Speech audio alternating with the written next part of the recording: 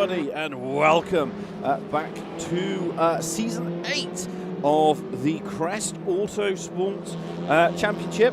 There we are for the WTCC, the World Touring Car Championships. That's where we are tonight. We are at the Brands Hatch circuit. We're doing the GP. That's the full one. That's the full beans. I absolutely love this track.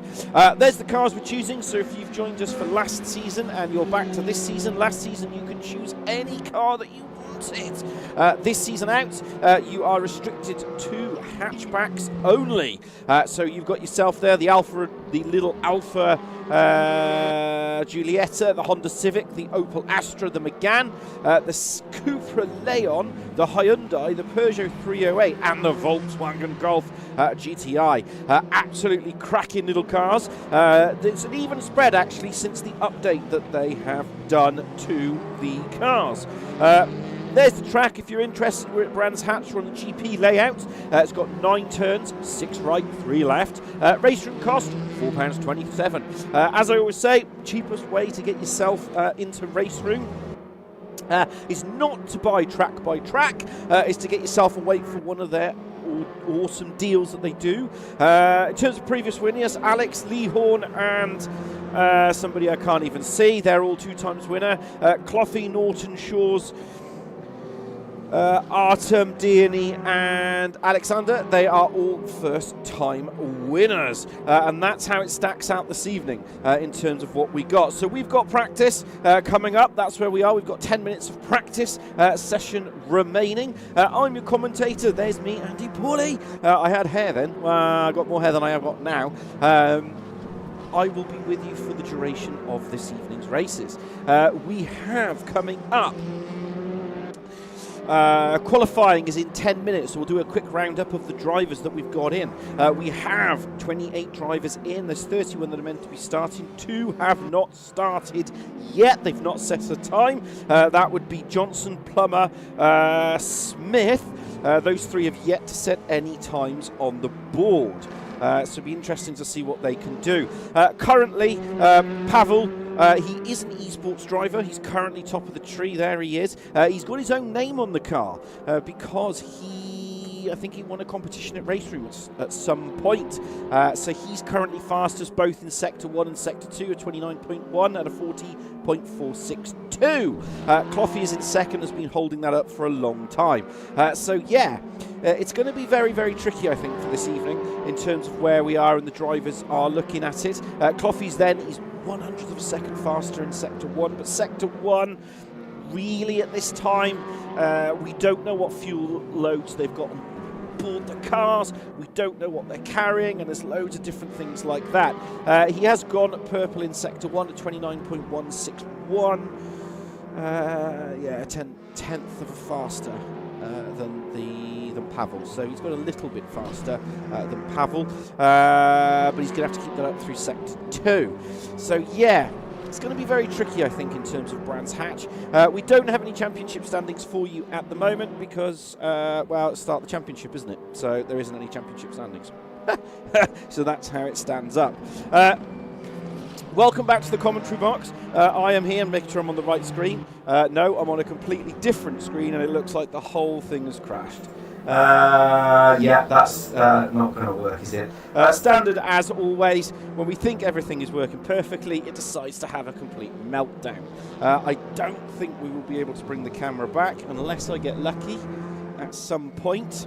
We'll see if we can actually try and get that camera to kick itself into life. As always, technical things always happen. Yeah, so basically you're going to be stuck with me and that picture for the entire of this evening's proceedings. Well, there you go. It's never going to change. It is what it is. So we're not going to stop and reset it because there's no way that we can actually do that without causing some serious issues to the stream. As always, it's live, as you'd expect. And because it's live, that always means that we have those sort of things that happen. It is what it is. So we've got 6 minutes remaining of this practice session. Then from the practice session, we will be going through into qualifying. That's 10 minutes. of a qualifying session. That's going to be very, very tricky. The guys going to have to really look out for themselves, especially with 30 cars on track. They're going to have to try and find space, and they're going to have to try and find that ability to book up a good lap. They're going to have to go out. It's going to be who can get out fastest, and that's going to be key. There's going to be all sorts in there. There is no effectively everyone goes out at the same time. It's not like in some of the other leagues where you basically just go onto the track and off you go. You have to find space. So it's going to be very, very tricky. There's Plummer, he's down in 29th. Next Gen Racing Boy, there's about 5 of them in this season. There's Scooby Sims, that's Jeff Perkis. If you're interested, Perkis is down in 12th. He's Alfa Romeo. He's running this season out. Nice to see you again, Scooby Sim Racing. He does have a YouTube channel. Please, can you send me your YouTube channel so I can get it hooked into the mainstream? But if you are interested, I'm pretty sure he will put the search, what to search for him, and you can ride on board with him. You can also go onto our Twitch stream at Crest Autosport. Just search for Crest Autosport in Twitch, and you can go on board with Alex Everett and see how he's doing. He's currently down in 6th position as it currently stands, so he's not really been setting the time screenings alight. He is a defending champion at the moment. He won our last time out, so he's the defending champion. Question is he playing the tactical game here? Ballast is increased. So last time season out, ballast was from 1st to 10th, and it was 40 kilograms was the maximum. Now the maximum kilogrammage is 50 kilograms. And as we saw last season out, especially towards the second half of the season, where the AP Corsa Racing boys, that'd be Cloughy, Norton, Neil, and the one I've completely forgotten, who will probably shoot me when I remember, Flack. They started to work together because Everett is the most successful driver in the WTCC.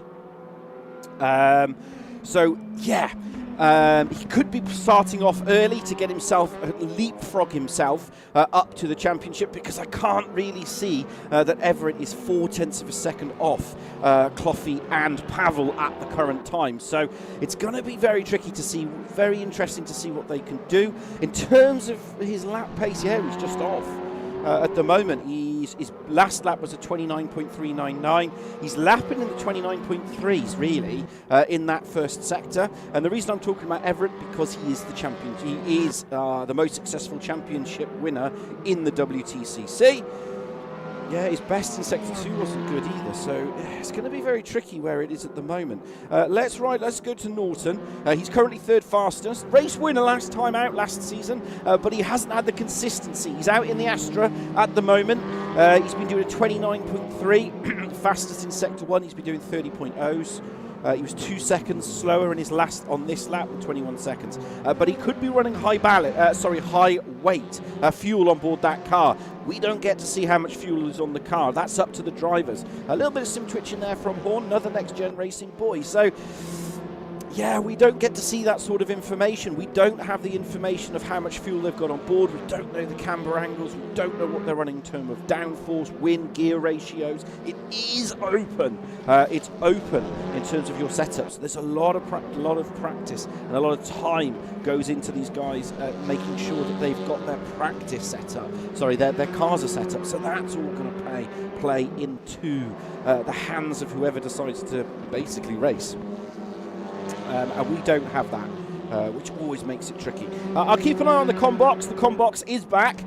You can't see me this week, and there's no way I can fix that in stream without starting and restarting the stream, so you won't have it. You're just going to have a picture of my bald head for the entire of the race, so I do apologise about that. There's Cloughy. So Cloughy is going faster in that sector. He's got himself a little bit quicker. Question is, what is he doing in Sector 2? He needs to go to a 40.462. He's 1.1 second. He's 1/10 of a second slower.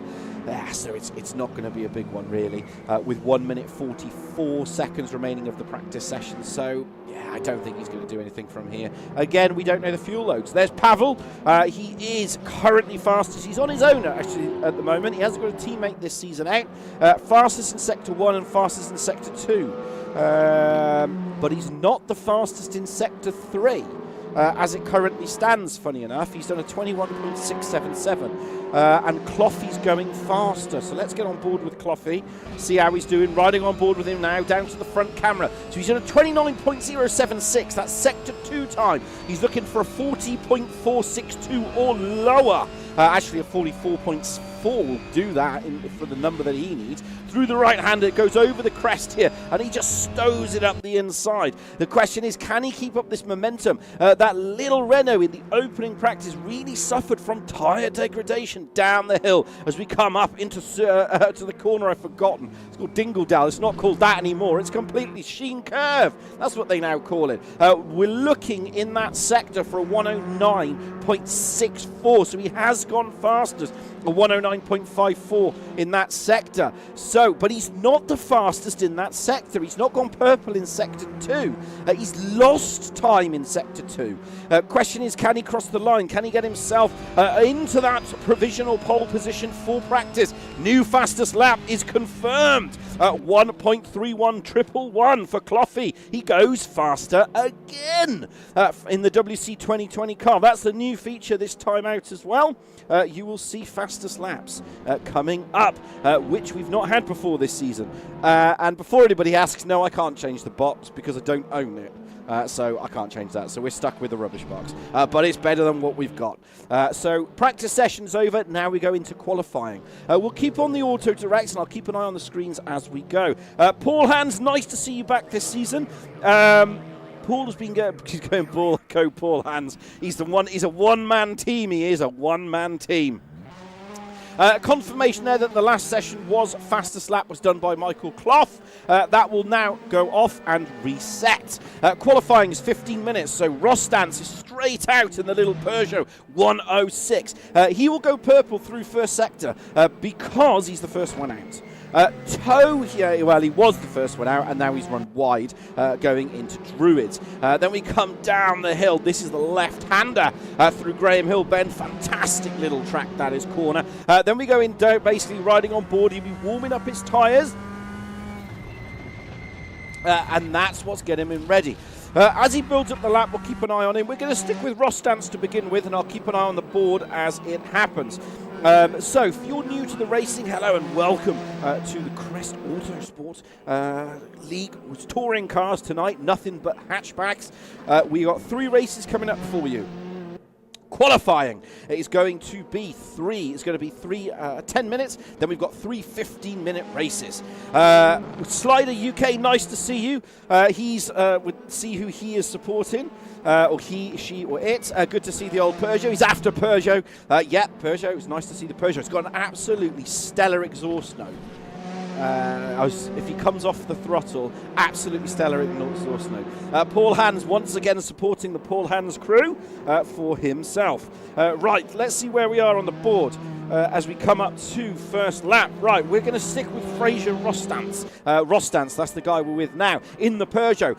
These guys coming out now on the left side have to stay wide. They cannot do it. Right behind him is car number 1, which looks like it's going to be, I've lost the screen. It's going to be Cloughy. So Cloughy's right behind him. We'll stick with Rostance as he's the first guy on the road. See where he pops out. What is he going to do in that first sector? This is key as he comes through the left-hander. Then it's the long drag up to Surtees. You can set a driver up here. We're looking at that first sector. He's going to be purple, 29.399. Not going to be good enough. That's not going to be good enough in that sector. 29.2 for Cloughy. Cloughy's going fastest. We'll stick on board with him. 29.199. It's rounded up to 2. Everyone else is coming on the boards on 29s and 5s. Where's Everett? That's the man I'm also watching. He's out on track, 29.5. He's 0.3 of a second slower, not good enough. Like I said, unless he's pulling the sandbag here, or he's thinking tactically about his championship, because with 30 drivers, Withers has now joined us, it's going to be more about tactics than season. In this season, you've got to think about that long game. As he comes through now, through the right-hander here, needs to keep it nice and tidy. He will once again be purple in that sector. As he comes all the way down the hill. Needs to keep it nice and tight here. Make sure he does nothing silly through this section as he comes now on the start-finish straight. And then he'll go through into Paddock Hill Bend. What does he do? Goes fastest. 1:31.331. Not good enough. Won't be good enough. Paul Hanscott should put himself into provisional second according to the board. He crosses the line. I don't think he's going to stay there very long. No, because Kozlov has gone fastest. 1.12 off the board. We'll keep on as it keeps going. Cloughy is purple in all sectors. There's Podiflak. Board's picking him up. It's going fastest in that sector. There he is in the Astra this season out. What can he do from here? In this initial 11 minutes, they're all going to be getting themselves, they're just going to get themselves a time on the board, really. That's what they've got to do. This is the most important thing. As he goes through the right left-hander here, needs to keep it nice and tidy as he goes through Surtees. Then he'll climb up through Pilgrim's Drop. Let's ride on board with him now. See how he's doing. Anyone else going faster in the sectors? No, nothing on the board. There is an improvement for Lee Horn, who's currently down in 6th position, 29.5. We'll watch him on the board, but no one's going faster at the moment. He's gone faster, this man here, but not good enough.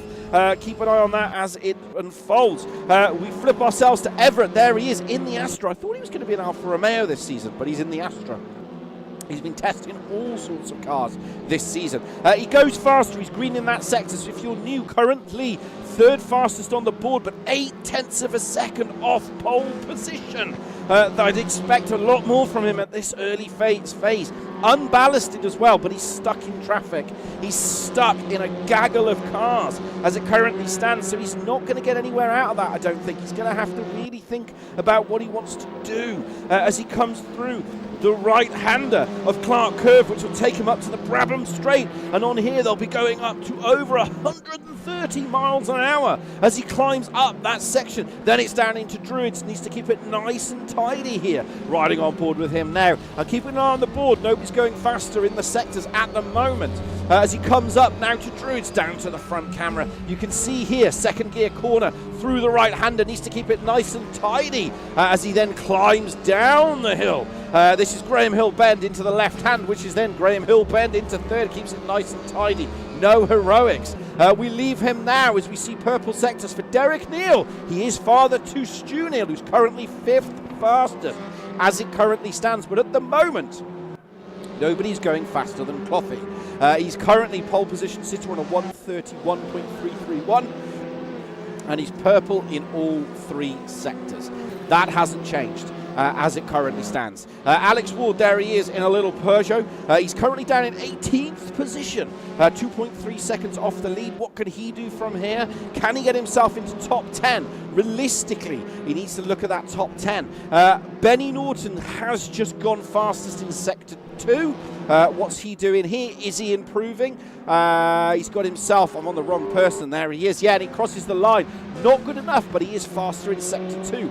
By near as enough makes no difference, 0.2 of a second. A 40.568 in sector 2 compared to a 40.588 by Cloughy. So there is time to be had there. There is time to be had. We're going green on the board for Alex Ward. 0.8 of a second. He'd put himself top 10 if he can keep this up. Needs to keep all 4 tyres pointing in the right direction. 8 minutes remaining of this qualifying session. It's going to go into a phase now. I think that they're all just going to start banging in some laps. Ooh, he's putting on 2 wheels. There's Pavel, esports driver. Where's he put himself? He's currently 5th fastest. He is purple sector 1, sector 2. He'll put himself top 3. Top 2. He's got himself 0.2 of a second off. He didn't purple any sector. No, he made a lot up in that 3rd. No, he's not purple any sector. He improved, but he didn't go any faster. He didn't purple, so there is time in the bag. Gabriel Lopez, he races on a controller. He races on a controller, which is absolutely amazing when you think about that. In the middle, you've got Butcher, who's in 15th. Boki's in 16th. Anastasios is in 18th. Ola is 20th. Plummer is 21st. Deeks is 22nd. Steve's 23. Lopez 24th. Iggs is 25. And then you've got Neil Campion, Smith, Withers and Johnson, who's currently down in 30th. Both Withers and Johnson have yet to set a time, which is why they are currently down in unclassified on the board. Poddy's going purple in first sector 1 and sector 2. Got to watch out the guys coming out the pits. He gets himself into 7th, but near as enough makes no difference. There is sectors, yellows in all sectors, but they've now flashed on and flashed off. But no one's going faster at the moment. Everett's horns, he's popped himself off. That's why the board's gone yellow in that sector. Sector 1 is yellow because he's driven off the road. Brendel's got himself up into 9th position. That's a good result for him so far, as we ride on board now with Kozlov, who was currently second fastest. He's 7/10ths off. So he's green in Sector 1 and he's green in Sector 2. So if you're new to this type of racing and you're thinking, what's the green mean? It's this simple. If it comes up green like we've got here in Sector 1 and Sector 2, it means he's done personal best. He's not fastest, but he's personal best. If it's purple, he's faster than anybody in that sector.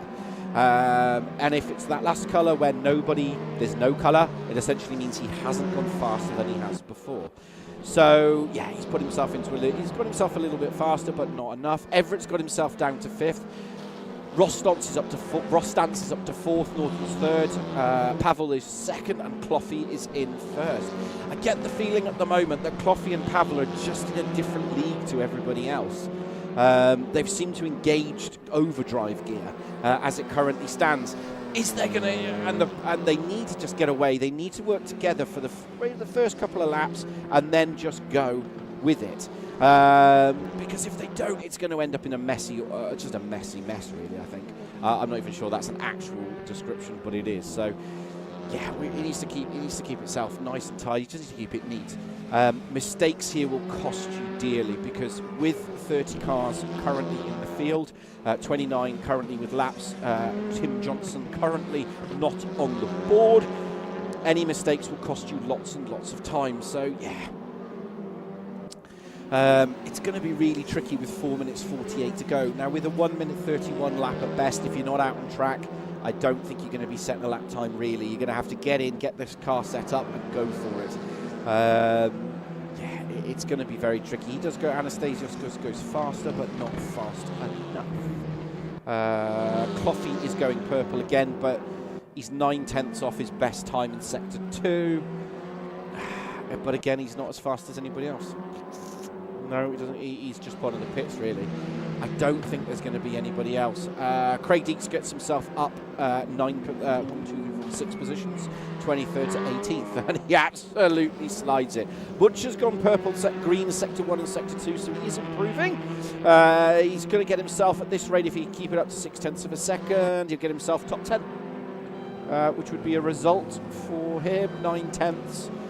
Will get himself lap invalidated, basically. Stays 15th. Stays 15th, lap invalidated. Ian Deaney, some great speed from him last season out. If you hadn't seen it, he was rapid, but he lacked the consistency that we know that he can deliver. So he's gone green in Sector 1 and Sector 2. If he can maintain this, he'll get himself maybe into 8th to 6th. 7/10ths of a second. Improves to 10th. Perkis is now down to 11th. But Perkis is in the pits, so unless Perkis is going to get himself out now, he's not going to be going anywhere. So we've got 27 cars on track. There's Rostance, 5/10ths off, and that's 5/10ths off the fastest lap. So he is on a little bit of a flyer at the moment. He's really found his home in that little Peugeot. Question is, can he do anything? It's one thing to go fast, it's another thing to convert it onto a pole position player. I mean, he's 5/10ths off the fastest time of a 1:31.331, which was set by Michael Clough in the opening section of the race. And that's what makes it even more astonishing, is that Clough set that essentially when we started. So he's going to go on to a lap now. His last lap was invalidated. We will keep on board with him. I am keeping on board to see if anybody is going faster. Rostance was faster. Cloughy is still out there. What's he doing now? He's just started into Sector 1. So he's in Sector 1, so is Pavel's in Sector 1 as well.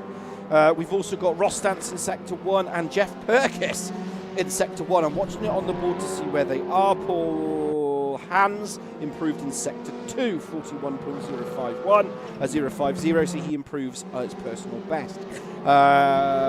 he's gone faster, but he's not really doing anything that fastest, really. There's Sergey. Nice to see you, Sergey. Welcome to the stream. I hope you will enjoy it. Stick with us for the racing for this evening. It's going to be absolutely sensational. At the moment, Pavel is in second, Cloughy is in first. Everett's got himself to third above. Did he go faster? No, but Benny Norton is on an absolute flyer. 29.199 in sector 1. He's gone faster than Cloughy in that sector at this time. It's all going to come down with 1 minute 25. What is the fuel load? We're going to stick with Benny Norton. Everett's in third, but he's 4/10 off pole position. As near as that makes no difference. Pavel is fastest in sector 2. 40.526, 4/100ths of a second up. Can he convert this? Can he go quicker? Norton's going faster. They must be on light fuel loads. Can Pavel pinch this from Cloughy? Can he go? He crosses the line. No, he lost over 1/10 of a second. Cloughy's abandoned it. Pavel's out. Everett's out. What can Norton do from here? He's 3/4 up, 3/100ths of a second away from pole position. He can put himself into third and knock Everett down to fourth. If he can convert this, what can he do? 3.99s into third he goes in the last dying seconds. But he's 2/10 of a second off. There's Jamie Dory, not really covered Dory on the entire of this. He's not really going fastest. He put himself into seventh, and he's kind of stayed there, to be honest. I'll keep an eye on the board. I don't think nobody on the board is really going any faster. So there is provisional qualifying results as it stands. Clough takes the first pole of the season. Pavel is in second. Those two are in a class of their own. Benny's third, followed by Everett, followed by Ross Stanson, Horn, Dory and Flack. Then you've got Brendel, Deany, Perkis, Kozlov, Neil, Ward, Butcher, Hans, Bokey. Then you've got Stephen, Deeks, Ola, Anastasios, Kirby, Plummer, Lopez, Higgins. Withers, didn't really cover Withers. Campion, Neil and Carl Smith. Withers, last time I saw Withers racing was at the track I've completely forgotten, and he was in the middle of the field. He's a class racer, but he swings. If there's a track he likes, there's another track he doesn't like. But yeah, it's really, really tricky, I think. It's really going to be who can convert that now, who can deliver that from this position. So, yeah, it's going to be very, very interesting, I think, as we go into that final session of, the first race of the day. So, we'll top those off for now. He's saying, watching WRC Monte Carlo now, but have two monitors, so you can dual watch. You can watch us and you can watch the Monte Carlo Rally. You've got to. It's going to be exciting. It is touring car. There is 30 drivers, so Tim Johnson did not set a lap. There's confirmation that Cloughy was the fastest in the last session, hence why it is there. If you're new, hello and welcome. I am your commentator. That's me, Andy Pawley. I will be here for the duration of tonight's proceedings. It's going to be absolutely exciting. We'll put it on auto direct just so we've got something to watch. Warm-up will last 4 minutes 38 as they all get themselves ready. Question is there anybody in the comm box? No, nobody in the comms yet. Sometimes they pop in, sometimes they don't. So we'll keep an eye on that through it. Right, if you are new, that's where we are tonight. We are at Brands Hatch, that's tonight. We are on the World Touring Car Challenge for Crest Autosport. I am your commentator, like I said, Andy Pawley. I am here for the second season, Season 8. There's the cars you can drive.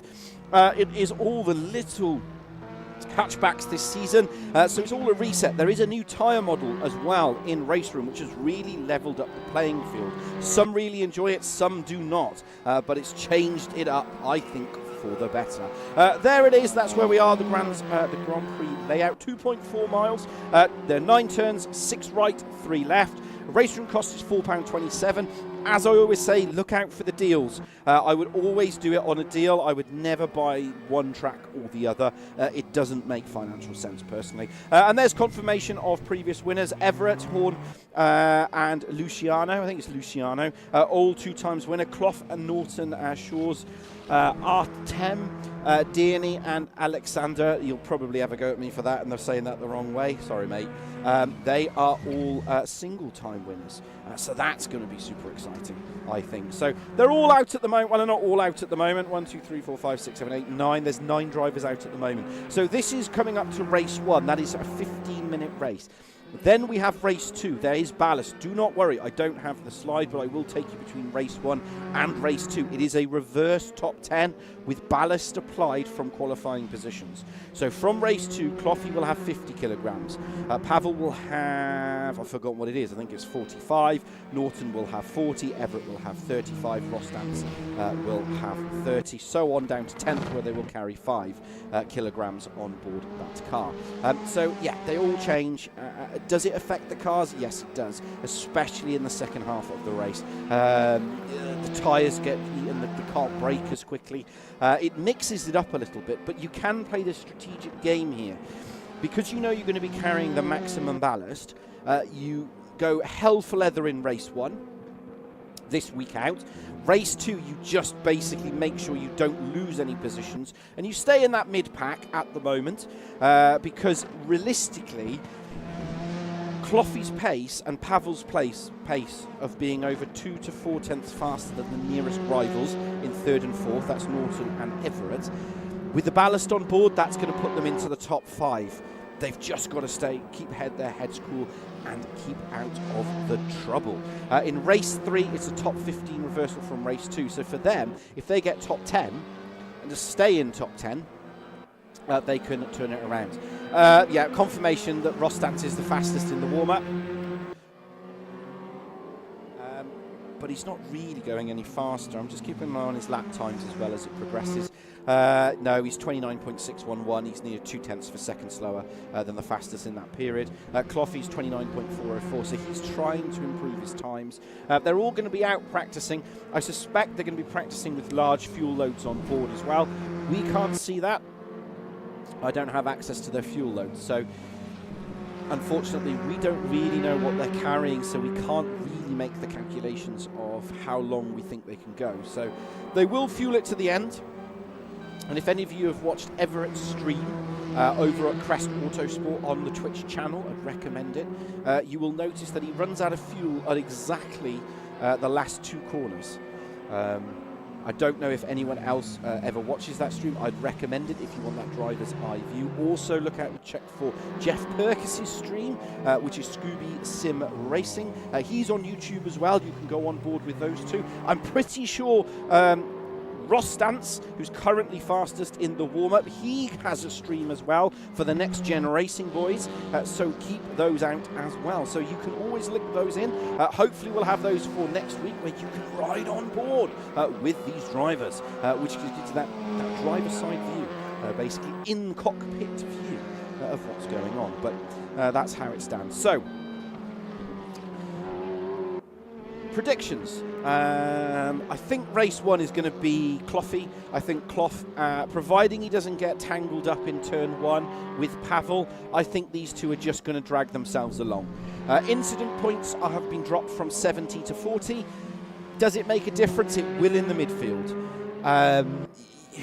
You knock the back of another car, it will result in being tapped, basically. So they're going to keep it nice and clean. It's a touring car. There's always a bit of nudging, especially through turns 1 and turns 2. So that's going to be very, very tricky as it gets there. We'll keep the session information up so you know where we are. It's garage. It's 36. Yes, I've seen someone sent me a message on Facebook. Yes, it is a new timing tower that we have here this season. It is a free software. We've just modified it. So yeah. And there is another question, but at some point I'll go through the season and I will cover all that. It's 14 minutes to go in the garage. There's the race. Watch the lights. Everyone will get ready. Who will be leading into turn 1? Who is going to be king of the castle? Who's going to take the season opener? It's 15 minutes. Hold onto your seat. That is lights out. Absolutely sensational. Perfect start from Cloughy. But he's got Pavel. No, the second phase. He's lost it. Where's Everett? Right down into Druids. Are they all nice and tidy, keeping themselves all on the road? Pavel's into first. Cloughy's just holding on to second. He's going to try and go up the inside. No, he's been pushed wide, but right behind him is Benny Norton. What can they do? Ooh, a little bit of a love tap in the back there, holding on to it. What can he do from here? They're all starting to stream through in that middle sector. Perkis in 11th. He's right in the middle of the field.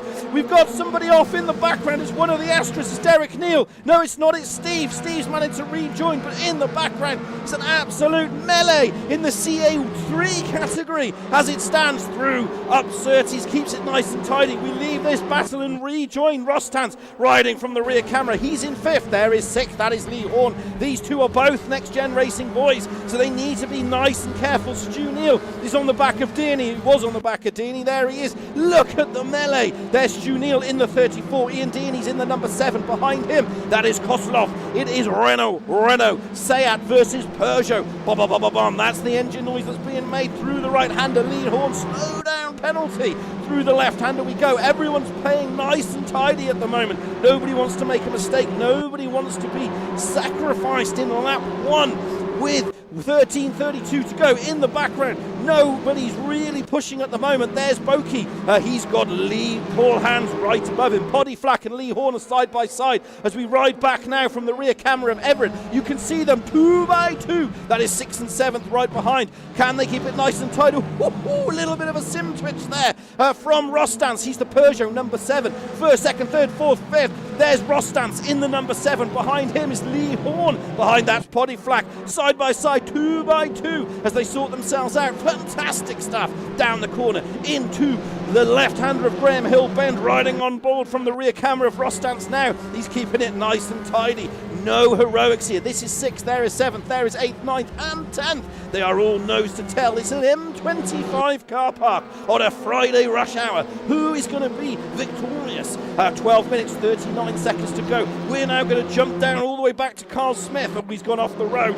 He was on the overrun. There's Paul Hands and Stu Neal. Stu Neal is right on the back of Ian Deaney.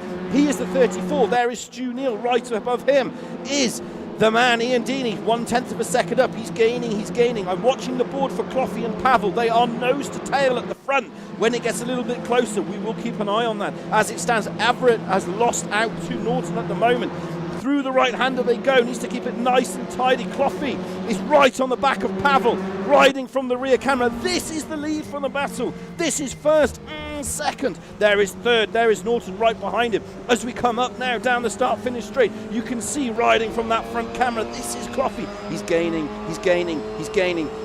Can he do anything heroic here? He needs to be nice and clean through the right-hander of Druids. Whoa, Pavel's run wide. Cloughy's got a slow down penalty, but he takes fastest lap as well. Sensational stuff through the right-hander of Druids. Needs to keep it nice and tidy. We leave that battle momentarily and rejoin Ian Deaney and Perkis. Perkis is on the number 55. Ian Deaney and Stu Neal are still at it at the moment. In the background, you can see Butcher and Hands are 2 by 2. There are boards going up everywhere with slowdown penalties as it currently stands. Look at Paul Hands. He's in the bright yellow number 9, Tom Coronel car. Sensational stuff. Riding back now from Ian Deaney. Ian Deaney has Stu Neal right on his rear chuff. He's been holding on to this for the entire race. It's a tricky track to pass here. You can't just go stoving it up the inside. That's why we're not seeing the overtakes we see on one of the more of the modern classic tracks, because you go up the inside, you fail, you hit the kiddie litter, and it's game over. So you have to be absolutely pinpoint accurate. As it stands, there's Ian Deaney. He's in the number 7, riding from the rear camera now of Ian Deaney. You can see Stu Neal is all over his rear end. He's left, he's right, he's left, but he's just not making progress. As it stands, Everett has been dropped with Jamie Dorey right on Everett's backside. There's Jamie Dorey riding on board now. He'll be turning this up to 11, and he's gone to the right. Is he going to go for a move into Paddock Hill Bend? He needs a massive brave pill to do this. He took the pill, swallowed it, but Everett's gone for the old switcheroo. He just hasn't connected with that car. He can't get it quick enough. Everett lost out. He's down to 5th position. This is not what he wanted for the start of his championship's defence. So he's now down to 7th. Dorey executing a perfect manoeuvre there. Rejoining the Flak and Rostance battle, Ola is down in 19th, Bill, Jamie and Carl down in 26th, 7th and 8th. I am keeping an eye on that battle as it progresses. Marky and Butcher are close together. There is Butcher in the number 30. Behind that, there is Kozlov in the number 30. He's the second car in the queue, not that one, he's the 79. But Pavel and Cloughy are side by side. They're 2 by 2. Cloughy sold it up the inside. Can Cloughy send it through? Yes, he can. Sensational stuff. This is the lead for the battle. Pavel, oh, he's touching. He's trying to sell it up the inside. Cloughy is going to have to give him room. They're 2 by 2. They're still holding on to it. Sensational stuff. Absolutely killer between those two. So Pavel retakes the lead. We'll keep an eye on this. Ian Dearney and Perkis. Perkis has lost out to Dearney. That's a position switch, but we're sticking with the lead battle momentarily because Cloughy, there he is in the number 33, riding on board with him now. He's going to be gaining and gaining and gaining. The question is, can he get it up to 11? Can he get it up enough to get past? That's going to be the question. Through the right hand of Druid Bend. Down into the dip we go. Now he's going to have to sail it up into Druids. Can he do anything? He's gone defensive. Pavel's gone defensive. Cloughy's not going to go around the outside there, and he's not going to go up the inside either. It's just not going to work. He needs to start setting him up at least 3 or 4 corners before. The problem now is these two are slowing up. And look, there's Everett. 1, 2, 3, 4, 5, 5th. He's slowing the rest of the field up as it currently stands. Norton is the rear gunner there. At the back of this, he's going to want a race victory, but Pavel is doing all he can at the moment. Pavel is doing a stellar job.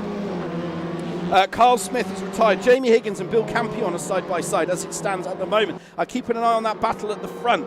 Where's Cloughy? Oh, he's gone up the inside. No, he hasn't. No, he hasn't. He's closed it down. I'm trying to keep an eye on all the battles through the board as it unfolds. Stevens got himself down to 29th as it currently stands. But we are on the lead battle as it unfolds. Butcher, Kozlov and Hans, 14th, 15th and 16th are going at it as it currently stands. Let's switch down to 14th, 15th and 16th. These three have been battling each other, lap after lap, corner after corner. Boki and Craig Deeks are side by side. Boki is in the Alfa Romeo, that number 25, the 79, the car just in front, riding on board there. You can see it, we're in 18th, just ahead of him now. That is the number 18. Paul Hans is on the back of Kozlov, but he's not managed to do anything. You can see the battle up ahead. You can see them. They're gaining and gaining and gaining, but he's not gaining enough.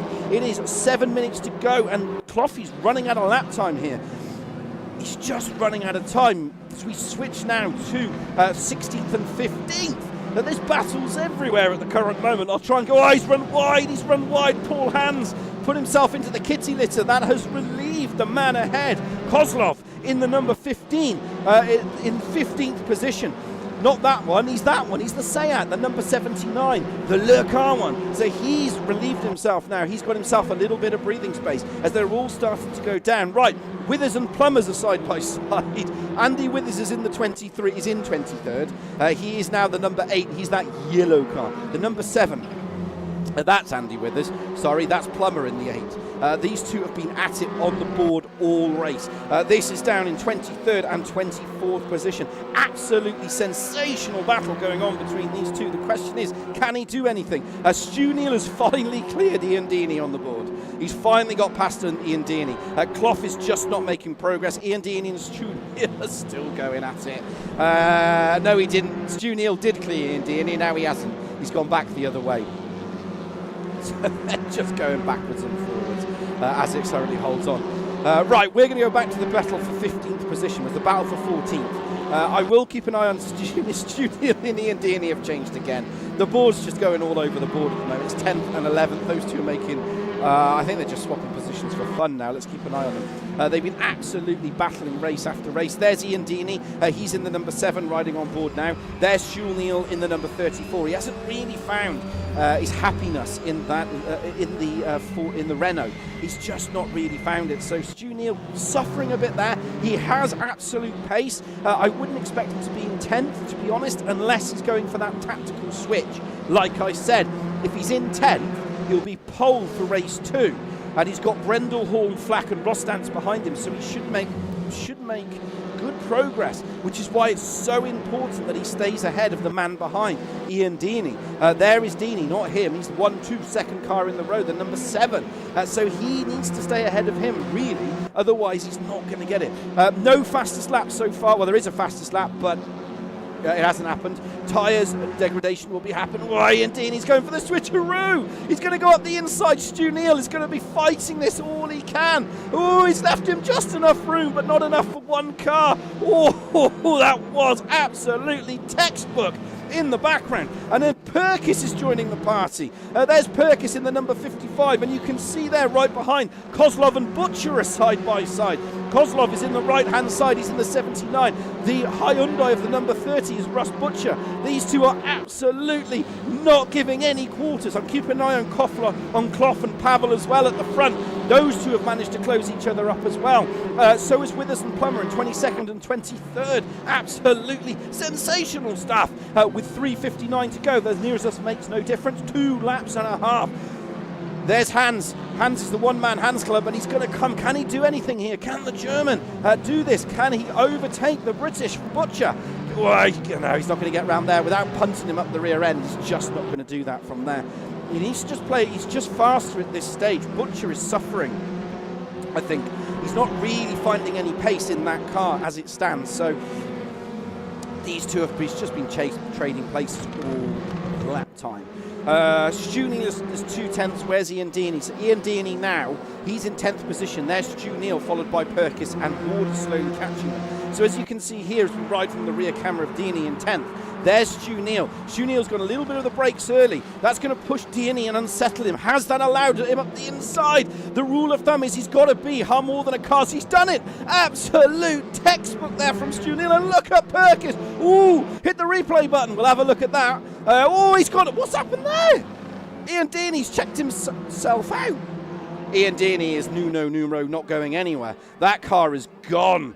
So Ian Deeney is gone. Where's Jamie Dorey? Jamie Dorey has now tried to go after Norton. Jamie Dorey, he's in the number 18. He is Next Gen Racing. Look at Alex. Alex is down in 5th position. This should be a done deal, really. He should get this done without any hesitation. Benny Norton's going for the old switcheroo, but I don't think he's going to do it through there. You can see Cloughy still trying to go. He'll get 2 laps, including this one, and then it's game over.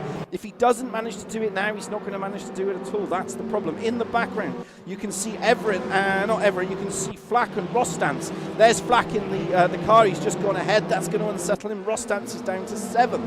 But Cloughy is on it. He's gone up the inside. He's left the door open. Pavel is going to give him a little old nudgy nudge. He's not going to let him go easily. And no, he doesn't. Sensational stuff from those two. It's one of those, if you bang my doors, I'll bang your doors. And that's exactly what's happened. The question is now, riding from the rear view camera, this is first place. Behind that is second. These two have been nose to tail, lap after lap, corner after corner. Has it affected their lap times? 100%. And because of that, they are now starting to break away. Everett is on the back of Norton. Norton is just suffering. There is Norton.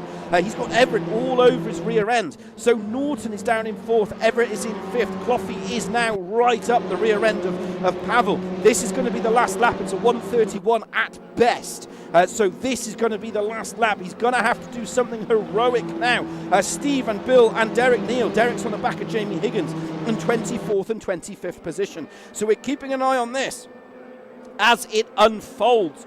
He's going to have to try and see. He's not going to go around the outside. He's trying to go for the old switcheroo here. He's going to try and sail it up the inside. But Pavel's a wily old fox. You can see riding from the rear camera. He's gone defensive. He's not going to go around there. He's just not going to do it. He's got to start setting him up. You can see that last lap frustration setting in there for Clough.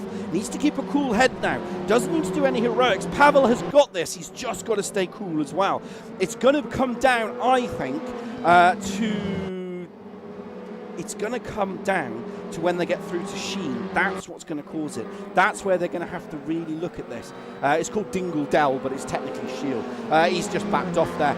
He's backed off. He wasn't really thinking about it then. He's got a massive dent in the front of the car. I'm not sure if that's the wind, but that's not going to work. Everett's on the back of Norton. So this is developed now. Everett, who started one position higher, has now lost a position. He's in 5th. Can he regain that position? Can he regain what we know he can do? It's going to be so close to the line. They're all battling each other. I'm keeping an eye on Kozlov and Ward as well. These two are at it. I will keep an eye on the board as we get through to the final laps in the corner. I'm just trying to keep on board. Cloughy is fastest in Sector 1 and Sector 2, but he's not doing anything. It's game over. He's going to cross the line, and he's just not going to get there as it stands.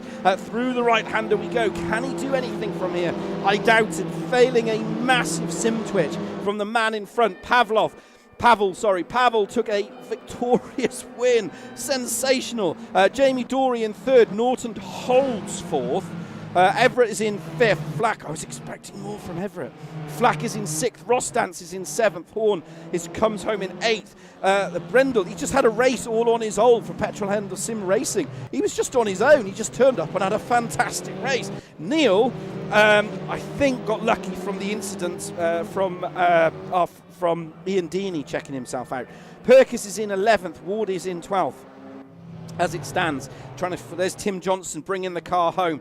And fantastic for Tim Johnson as well. I've not really covered him, to be perfectly honest, but when I look at Tim Johnson's lap times, he's pretty much there or thereabouts. 30.219. He's faster. He was faster than the next four drivers ahead of him in that sector.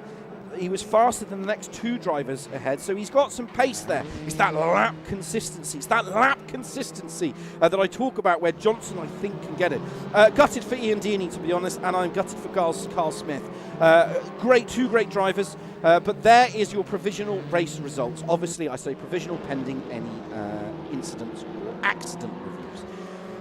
So as it stands at the moment, you have, and I can take this because I will need this, Michael Clough takes the season opening race victory, followed by Dorey, by Norton, by Everett, Flack, Rostance, Horn, Brendel, I'm sorry if I get your name wrong, I do apologise, Neil, Perkis, Ward, who wasn't really anywhere, Kozlov, Butcher and Hans kept each other busy, Deke had a race all on his own, Boki, Oli, Lopez, Plummer, Withers, and everybody else. So I say everybody else because I completely forgot to save that part. As you'd expect. Right, let's have a quick look over at that replay. And here's the ride from the rear camera of Deeney in 10th. There's Stu Neal. Stu Neal's got a little bit of the brakes early. That's going to push Deeney and unsettle him. Has that allowed him up the inside? The rule of thumb is he's got to be more than a car. He's done it. Absolute textbook there from Stu Neal. And look at Perkis. Ooh, hit the replay. Oh, and we lost it. But then he just ran off. He just absolutely ran off. So I'm not sure what happened there, to be honest. I'm not sure. It'd be interesting to see, as always. There's nobody in the commentary booth at the moment, so we will stick where we are. I would have come across to the camera and say hello, but you can't because it's broken, as you'd expect. Because we are a high-class outfit here. But what a race. What a sensational race there. Pavel, first time winning. Absolutely sensational there. Brilliant. Yep, that's true. I'm looking at it now. Sergey's saying great race. Yeah, it absolutely was. Good battles through the field. It's a classic track as well. And because it's a classic track, we're going to go across to that one because it's weird. It's a classic track, and because it's a classic track, it gives you that classic style of racing. People can't stove it up the inside, unfortunately. Which I know some people always say, yeah, but Andy, we like the overtakes, we want the overtakes. But it's a different type of driving, so it's a shame we haven't got any of the drivers in at the moment. It'd be nice to talk to Butcher if he was about, actually. But a lot of them don't jump in during the mid-race because they are focused on their own races. It's a classic type of track, and because of that, you can't afford a mistake. You can't afford to go onto the grass. They've reset a lot of the track limits now, and that makes it very, very tricky. So at Donington, specifically in the last chicane, you can't run anywhere over the line. In the first corner out of Redgate, you can't actually go over the white line. Otherwise, it actually pings you. So, yeah, it's very, very tricky, I think. I think there's a lot of new learning going on. I am surprised with some of the results there. Some I am not surprised with. I'm surprised by Everett. Rostance is a massive shock to me. I mean, Rostance was used to be last season further down. So he's really, it'd be interesting to see if he comes on or he says anything. Is he been doing some training with Lee Horn, or he was thinking about that longer race? Because he's a next-gen boy, really, and the highest next gen is Jamie Doran in third in the Honda. I think he's actually teammates to Lee Horn, who is in 8th, but they're in prime time position. Neil is now in the reverse grid. So if you're joining us, hello and welcome. As always, we're going to into race 2. This is the WTCC World Touring Car Challenge by Crest Autosport. We are at, there's the cars, save it, pause it. Those are the cars we're running this season out. Do we run ballast? Yes, we do. I will go through that in a minute. We're on the Brands Hatch GP circuit. Cloughy can now put himself, is another new winner to this racetrack. So it's going to get really exciting, I think. It's going to get absolutely exciting towards the end of the season, because it's points equal prizes. And at the end of the day, it's the points. The person with the most points takes the victory. So that's how it always stacks out. It stacks up when we get there. It is what it is, as they say. So we have got 7 minutes. So we'll go across to the chat. I can see a lot of you watching in the background. I can actually see those numbers. So, you know, get yourself involved. Come and say hi. Come and find us on our Discord. There is the link at somewhere. There's a link somewhere down the bottom. Go and check us out and see if you would like to come and join us. Great bunch of drivers. So we're going to be going into race 2 now. So race 2 is a top 10 reversal of race 1 finishing positions. So that means that your starting grid will be Neil and Oli on 1st and 2nd, Horn and Rostance 3rd and 4th, Flack and Everett 5th and 6th, Norton and Dory 7th and 8th, Clough and Pavel 9th and 10th. Ballast is now applied as well. Ballast goes based on qualifying positions, and 50 kilograms is given to the fastest driver, and then it goes down by 5 kilograms to 10th, which would be 5 kilograms. So there is now weight on board the cars. Will that affect it? Yes, it affects your ability to brake. It affects a number of different factors in terms of how they drive the cars with the new tyre model as well. They can't just go stoving it up the inside. The cars, from what I've been told, they brake. They will lock their brakes immediately. So they've got to be very, very careful now in what they do. So we've got 5 minutes remaining of the practice session. We've then got a minute. So you've still got your time to get yourself a beer or a non-alcoholic beer or a non-alcoholic drink, water, get yourself a kebab.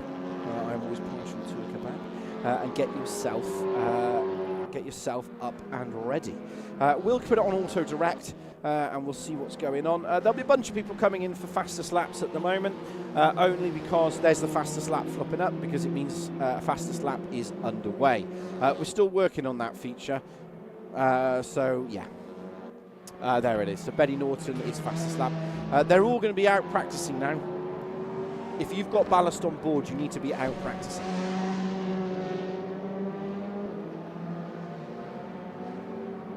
And that's going to be the key. And that's going to be the key through the entire season.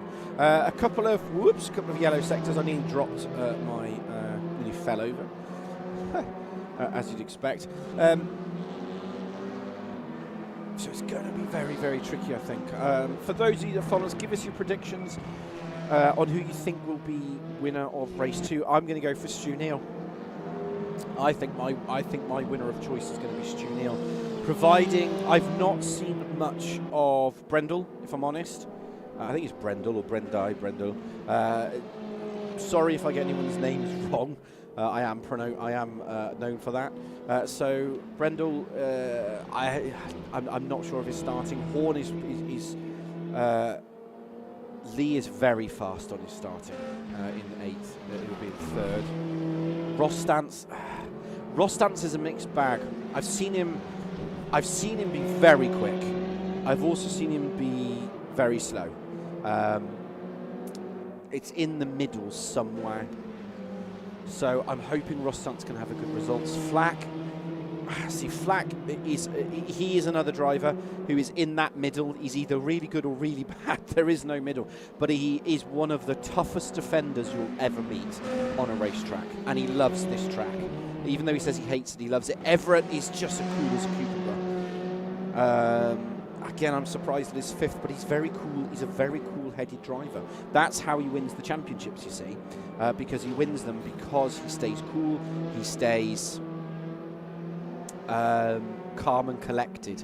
And if you want to go over to his stream, like I said, on Crest Autosport on Twitch, you'll see that. I believe he also streams with himself as well, so you can hear what he's saying. So go on there, get yourself some tips and tricks, is what I would say. But yeah, as it stands at the moment, yeah, that's what I would place really where we are. Tim Johnson, he was getting faster as well. So we run 3 categories: CA1, CA2 and CO3, you see. And they're all done based on the driver's ability. So there's a lot of guys in the CA3.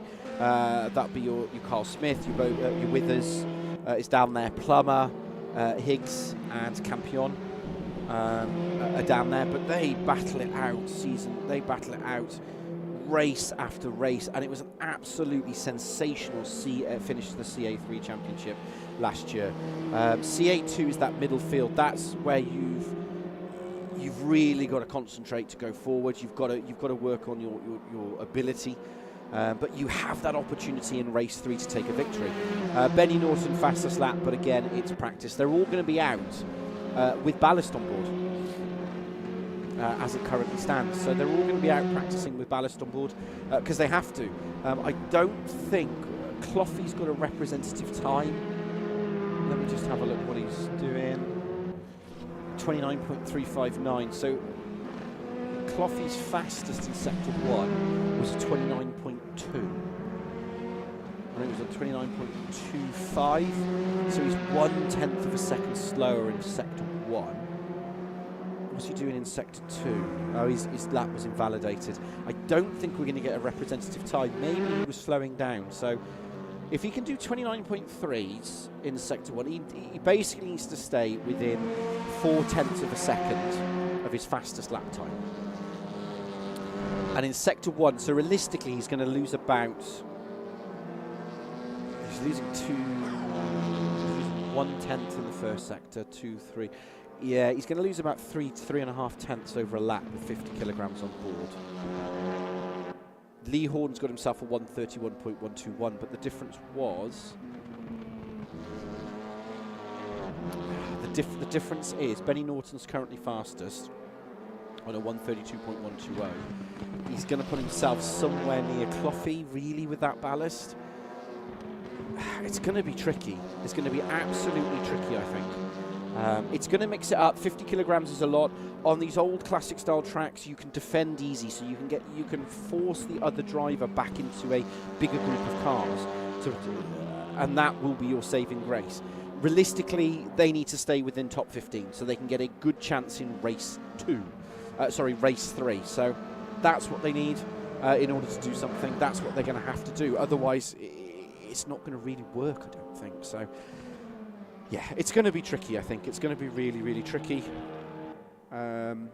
Benny Norton's fastest time in that sector was a 29 point. Yeah, he was near 2/10 seconds off, so it isn't going to make any difference.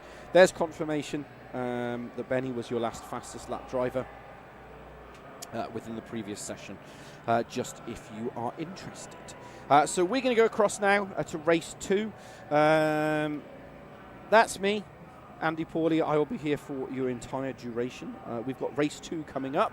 Again, 15 minutes. And then after race 2, we will have a 15-car reverse grid as it stands. Right, the drivers are going to get ready. That means it's going to get exciting. Predictions are ready. Get yourself 53 seconds to put your prediction in.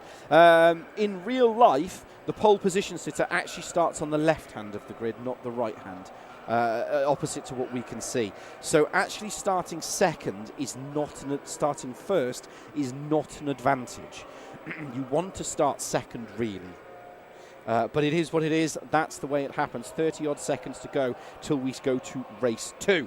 It's going to be absolutely ecstatic. That's where we are. We are at the World Touring Car Challenge Championship. We are at the Brands Hatch circuit. So we're going to get ready. We've got 16 seconds to go. The last guys will get themselves ready. The field is about 3/10 down. There's the lights, 15 lights. We'll be going for race 2. 15 minutes of touring car action from the Brands Hatch. Round 1 of the World Touring Car Challenge from Crest Autosport. And it's lights out and away we go. Has he got the perfect start? Yes, he has. Stu Neal has managed to get past and hold on to that position. That's all he needed. Where is Poddy? Where is Everett? Where is Norton? Norton has got passed by Dory. They're side by side as they go up into the hill. You can see Butcher and Kozlov are side by side. Well, you could if you could see the cars. There they are. There is Hans and Butcher side by side. It's the yellow DHL followed by the other car. That is the Hyundai. Oh, he closes the door solidly shut there. Behind that, you've got Ola and Boki side by side. The two Seat Cupras with the right number 8. That is, and that's the Plummer. Is that Plummer? It is Plummer. It's Plummer. He's in the number 8. Love a yellow looking car. Fantastic looking car. He's done that absolutely sensational as they all file themselves into that row. But Cloughy is on the back of Pavel. There he is. It's resuming again. Cloughy needs to clear Pavel fast, or those two need to work together to get a position. Carl Smith, Ian Deaney will watch him through the race. There is Carl Smith. He's in the 25. He's got passed by Ian Deaney. Andy and Withers is side by side. There is Withers. He's in the number 7. Like I said, I've seen Withers race before. If he gets his head in that right place, he is absolutely magnetic. All over the place. I'm watching without sound. Is there sound? Is there sound? Have I got sound? I don't know. He's absolutely sensational. Through the right side he goes. Can he do anything here? Can he hold on to it? Can he extract the maximum? There is Hans and Butcher, followed by Kozlov, then Perkis and Clough. It's an absolute melee in this. Where's Jamie Dory? Where's Jamie Dory? Jamie Dory is the blocker. No, he's not. It's Perkis. There is Perkis in the 55. There's the number 7. I'm trying to keep up with where everybody is. That's Alex Ward at the front. They're all going side by side. There is Perkis. He's in the 55. Alfa Romeo. Right behind that is Alex Ward. Behind that is Pavlov. There's 3 wide. And has Cloughy done it? Cloughy has managed to go up, but Pavel is not going to let that go easily. Ooh, there's a little bit of contact between those two. Has he managed to sort himself out? Yes, he has. But right behind that, Butcher is now side by side with Pavel. I say he's side by side with Pavel. Pavel, oh, he's tried to do the old switcheroo on Cloughy. He's run himself wide. He's had an accident all by himself. Absolutely sensational stuff. But the problem is he's gone back and look at Paul Hans. Paul Hans is the Tim Coronel bright yellow car. In the back, Boki's gone round Deeks. It's all kicking off. Oh, he needs to keep himself nice and tidy. The question is, has Pavel run with ballast? That's the key. Is Pavel run with ballast? He's now in 15.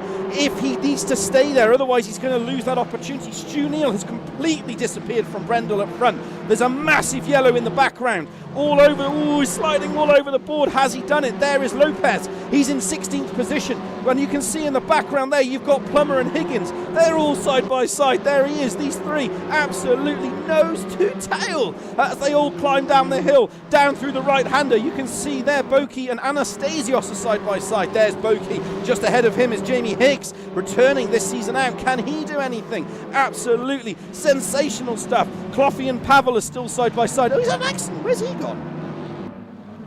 Where's he? Oh, I think he's had a disconnect. I think he's disconnected. Or he's had an accident. I don't know. We'd have to watch that on the replay. No, he's had a disconnect, I think. That is not good. So Cloughy has lost that position. He's just pummeled himself down the board. Well, that's the way it is sometimes. Back to the racing. So Alex Ward is in 10th position. There he is, riding on board with him now. Through the left-hander we go of Surtees, just ahead of him, just ahead of him. Is that, but we leave that battle and join the battle for 19th. There's Anastasios in the Honda number 9, right behind him, riding from that rear camera. Makes no difference. You can read the number plate. It's Boki. Behind that is D&E and Higgs. Boki's not going to go around that side. Can he do anything from here? There is Ian Deaney. He's in the number 7. A little bit of contact. Little bit of contact between Deaney and Higgs. Higgs is like, oh, I'm not going to let you through. And that's allowed Stephen to come back in the little Opel Astra. Teammates to Everett, who's currently in 6th. Lee Horn's on the back of Brendel at the front. We'll keep an eye on that as it unfolds. As he just keeps it nice and tidy. Little bit of stick up there of the rough, but it's all hold itself on now. Right, there's Butcher. This back to the battle for 12th. In 12th is Butcher. He's in that number 30 Hyundai. Behind that is the DHL Audi. Not Audi, because it's a Honda. Honda, 3 different manufacturers, 3 different nationalities, I think, probably. All battling it out, all doing what they can. Can he go through the right side? Can he do anything from here? I think they've all separated themselves out now.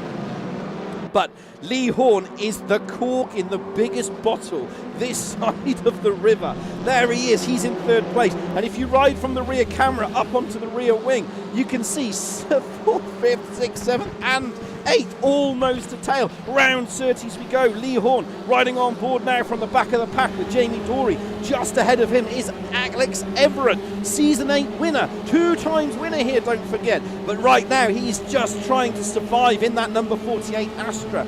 Alex Ward is trying to get around Jeff Perkis. He's in 9th and 10th. We'll keep an eye on that as it unfolds. Through the right-hander we go. But look at Brendel.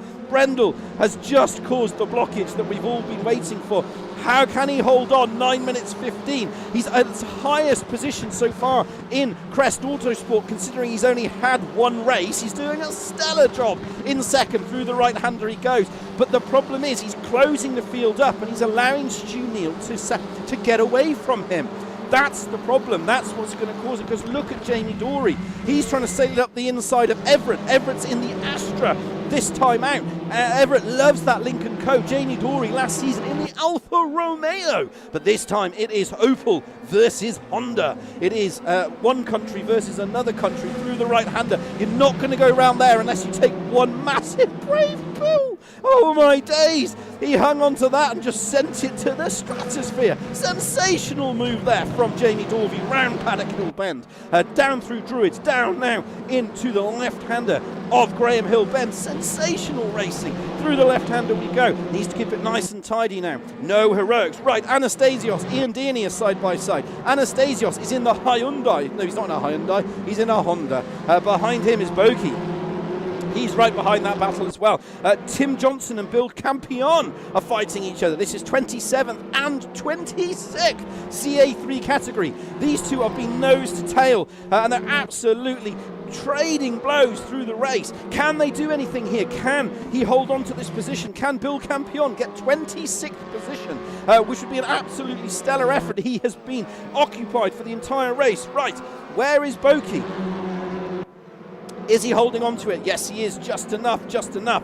We'll keep an eye on that battle. Tim Johnson just isn't progressing enough to get through Bill Campion. Bill Campion is faster in the 2nd and 3rd sectors, but he's losing out and going into Druids and through Paddock Hill Bend. Right, Ian Deaney, Ola and Gabriel Lopez, 16th, 17th and 18th. Gabriel Lopez, he's found some speed this season. There he is. He's in 16th position, riding from the rear camera. Now, this is 16th. There is 17th and 18th. They're all going to try and stove it up the inside. Ian Deaney, Plummer and Anastasios. Oh, Anastasios has gone off the road. I think he was being a bit audacious on that one. I've hit the replay button. We will see. And that's cost him dearly, dearly. Look at Ola. There he is in the 55. Behind that is Plummer and Moki. Through the right-hander we go of Paddock Hill Bend.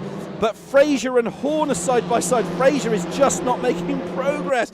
It's getting very, very bangy down at the back here. 3 wide into Surtees does not work. Somebody has to give up a position.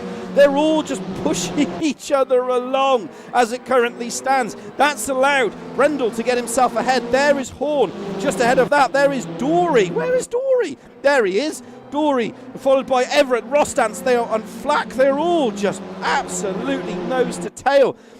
Flack's had to, Flack's going to have to let him on. Led him on, left him just enough car's width into 4th. Jamie Dorey's got past Alex Everett. And look at Fraser Rostance. And Benny Norton has joined the back. But Pavel is on the back of Perkis. That's 10th and 9th position. So we will keep an eye on that as it unfolds. The stress, the intense concentration of running in a pack of cars is absolutely next to none. You can't just do anything silly. You can't sail it up the inside.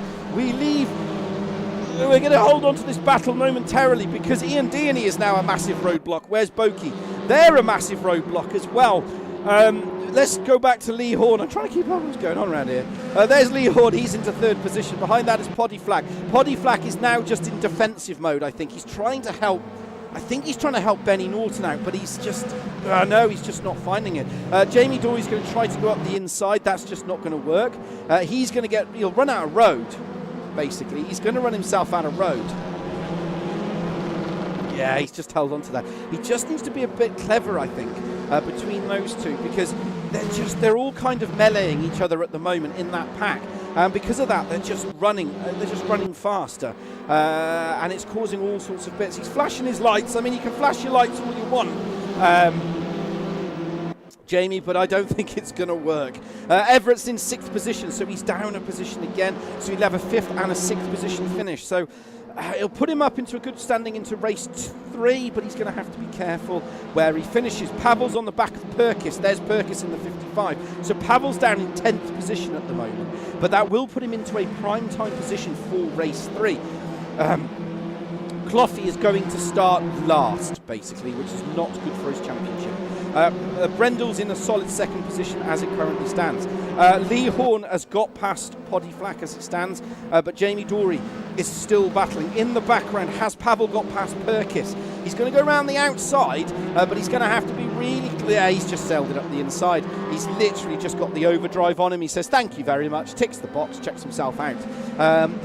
Perkis is flashing his lights. It's that age-old race car trick. Flash your lights, unstable the driver ahead. I don't think it's going to do anything from here. I don't think he's going to be able to get anything else. Down the gearbox goes into 2nd, and I think that position is done as it holds on. Plummer, Boki and Anastasios have been fighting each other for the entire race. This is 17th, 18th, 19th and 20th and 21st. Plummer has just got overtaken by Boki. Boki's in the very, very second. Oh, there's an incident. There's an incident in the background. He's had an accident, I think. I wish I could save more than one replay, but we'll have a look at that one. So I've saved that one. We'll see what happens. Has he held on to that? That's the question. There's Deeks and Anastasios. Oh, they're all avoiding each other, trying to come back on. So Derek Neal was avoiding, avoiding a poor re-entry, but that's it. Ola Hansen, I'm going to call him Ola. Ola is on the back of Lopez. It's Lopez versus Oli. Equal machinery. 28 versus 55. Who can do this? They're teammates, but they're both classed as privateers. There is Boki in the very second hand, 25 Alfa Romeo. But they all trying to get to Andy Withers. Andy Withers is the target because Andy Withers will be first in race 3. That's why they're all fighting each other. This is why this is important. I am keeping an eye on Brendel and Horn. Lee has closed that gap down to 0.2 of a second at the front. So we'll keep an eye on that as it unfolds. But at the moment, there's Gabriel Lopez. He's at the front. There is Boki. There's Plummer in the number 8. And right behind that is Steven from Belgium, I believe. He's trying to join the party as we ride on board now with Steven. He's in 21st position. There's 22nd, 3rd, 4th and 5th, but it isn't because I went the wrong way. Sensational through the right-hander. Has he gone for a move? Is Boki going to attempt to go up Ola, and is Ola going to attempt to mug Lopez? It's all kicking off, and in the background there's Steven in the Astra. He's done it. Has he hit? No, he's outbraked himself. He's gone from hero to 0 in less than 200 metres. Man's I cannot believe it. How many places does he lose? Is he going to lose out to Boki? Is he going to lose out to Steven? Is he going to lose out to Roy? I just don't know. But we leave this battle and we rejoin the battle for 2nd position. This is the bridesmaids position. There he is. You can see Brendel's in the number 29, riding on board with Brendel. He's in 2nd. Behind that is 3rd, 4th, 5th, 6th, 7th and 8th. In 8th is Benny Norton. Whoa, he's nearly got rear-ended by Horn. Horn nearly stuck him up the rear end there. Can he do anything? Brendel is suffering in that car, but he's placing it perfectly because he's entitled to that piece of road. His biggest hope right now is Poddy gets involved. But Dory has just gone up the inside. That's a sensational move.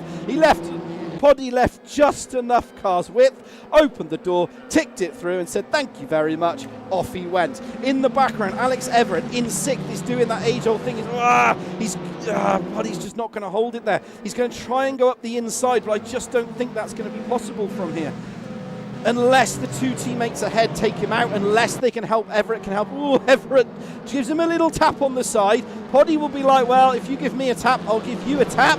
All's fair in racing and war. And ooh, they didn't tap, actually. Good racing from those two. But Alex Everett, there he is in the 48. Astra will be on the outside, going through Surtees. Poddy will push him a little bit wide, a little bit of dirt. There it is. And he'll have to hit the brake and tab off. Flash of the lights there from Alex Everett, but like I said, Alex Everett went and banged him at Druids. Tick that box, come back, that's racing for you. As it stands out, nothing dirty, just a little bit of elbows out racing. Into third currently is Lee. Behind him is Jamie Dorey. These two are teammates. Poddy Flack is in fifth, but I get the feeling Everett is just faster at this stage of the race. Brendel, there he is in second. Not covered Stu Neal, who's just, oh, he's gone wide! He's gone wide! They've both gone wide! They're going to have massive slowdown penalties going into that corner. I cannot believe it! Poddy could get third position. Can Alex get a fourth? There's another slowdown penalty. They had a mistake all by themselves. I've hit the replay button. Is he going to get a penalty? I cannot see the penalty. Stu Neal crosses the board. There he is. Well done, Stu. Poddy Flack, what can he do? Is he going to get third? It's going to come to penalties. Alex, ever the opportunist, ticks that box. Sensational. There's Pavel, gets himself up to 9th. Ross Stantz gets into 8th. Absolutely. So you just sit down. At the back of the field, there's Carl Smith and Tim Johnson bringing the car home. I will run through the board as it slows off. There's Tim Johnson. He was fighting hard. Bill Campion as well from Rusty Spanner Racing. He's down in 26th as it currently stands. But his nearest championship rivals, don't forget, he's CA3. So for him, his championship rivals are going to be Derek, Neil, Higgins. I'm pretty sure Lopez is in there as well. And Lopez finished up in 17th position. That's a solid result for him. I think that's one of his best so far. There's Tim Johnson bringing the car home in 28th position. Absolutely sensational for him. And he's improving. He's going faster and faster. So he is getting quicker and quicker, which is absolutely sensational for him. I think that's absolutely brilliant. It's faster than I could go. There is confirmation of your provisional race 2 winners. Stu Neal, I didn't really follow Stu, I just kind of left him on his own. Stu Neal. Brendel, second race, an absolutely stellar second position. He needs to thank Jamie Dorey and Lee Horn. Hopefully I got that and we'll see what happens. So you've got Brendel, Dorey, Flack, Everett, Lee, Norton, Rostance, Pavel, Perkis, Butcher, Ward, Hans, Kozlov, Deeney, Withers, Lopez. I thought it was Jansen. You'll put Johnson, Jansen, someone, so Bokey, Plummer, and then we have the CA3s. But what a sensational race. Right, let's see what I got on the replay. I need to actually... not covered Stu Neal, who's just... Oh, he's gone wide! He's gone wide! They've both gone wide! They're going to have massive slowdown penalties going into that corner. I cannot believe it! Poddy could get third position. Can Alex get a fourth? There's another slowdown penalty. They had a mistake all by... Let's see if I can. I want to see that again. It's a real shame for the next gen racing boys. Absolute real shame for the next gen racing boys. Oh, I've hit the wrong button. It's going into that corner. I cannot believe it. Poddy could get third position. Can Alex get a fourth? Proper shame for those next gen racing boys. They were absolutely on fire, but they've just I do feel for them. I feel for them. It's points. At the end of the day, it's good points that they could have had, and unfortunately, no points for a lot less points for them. But what a race! I thought that was absolutely sensational, absolutely sensational race. Nobody's in the commentary box at the moment, so it is what it is. Fastest, be interesting to see now. So race 3 is another 15-minute race. Oops, 15-minute race, and we will be going through.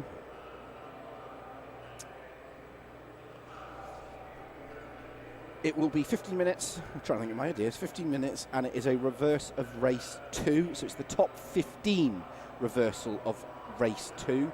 So your pole position sitter will be Ian Deeney, followed by Kozlov. Kozlov could win this. I'd put my money on Deeney, actually. I would put my money on Dearney. I thought Withers would be there, but he isn't. It's Dearney. I'm expecting Dearney to win this, unless I've got the wrong. No, I'm expecting Dearney to win this. You've got Kozlov, you've got Paul Hans. Hans is fast. If Hans can clear Kozlov, I would put him in top 3. Alex Ward, another fast driver, but his consistency lacks. Butcher's fast, if Butcher's in the right place, but you've got Perkis and Pavel right behind those, and Rostance. And the thing is, Perkis has not got a lot of ballast on board. Pavel does have ballast, but he's rapid. And then you've got Rostance, Norton, Horn, Everett. Everett's not that far off. He's top 10.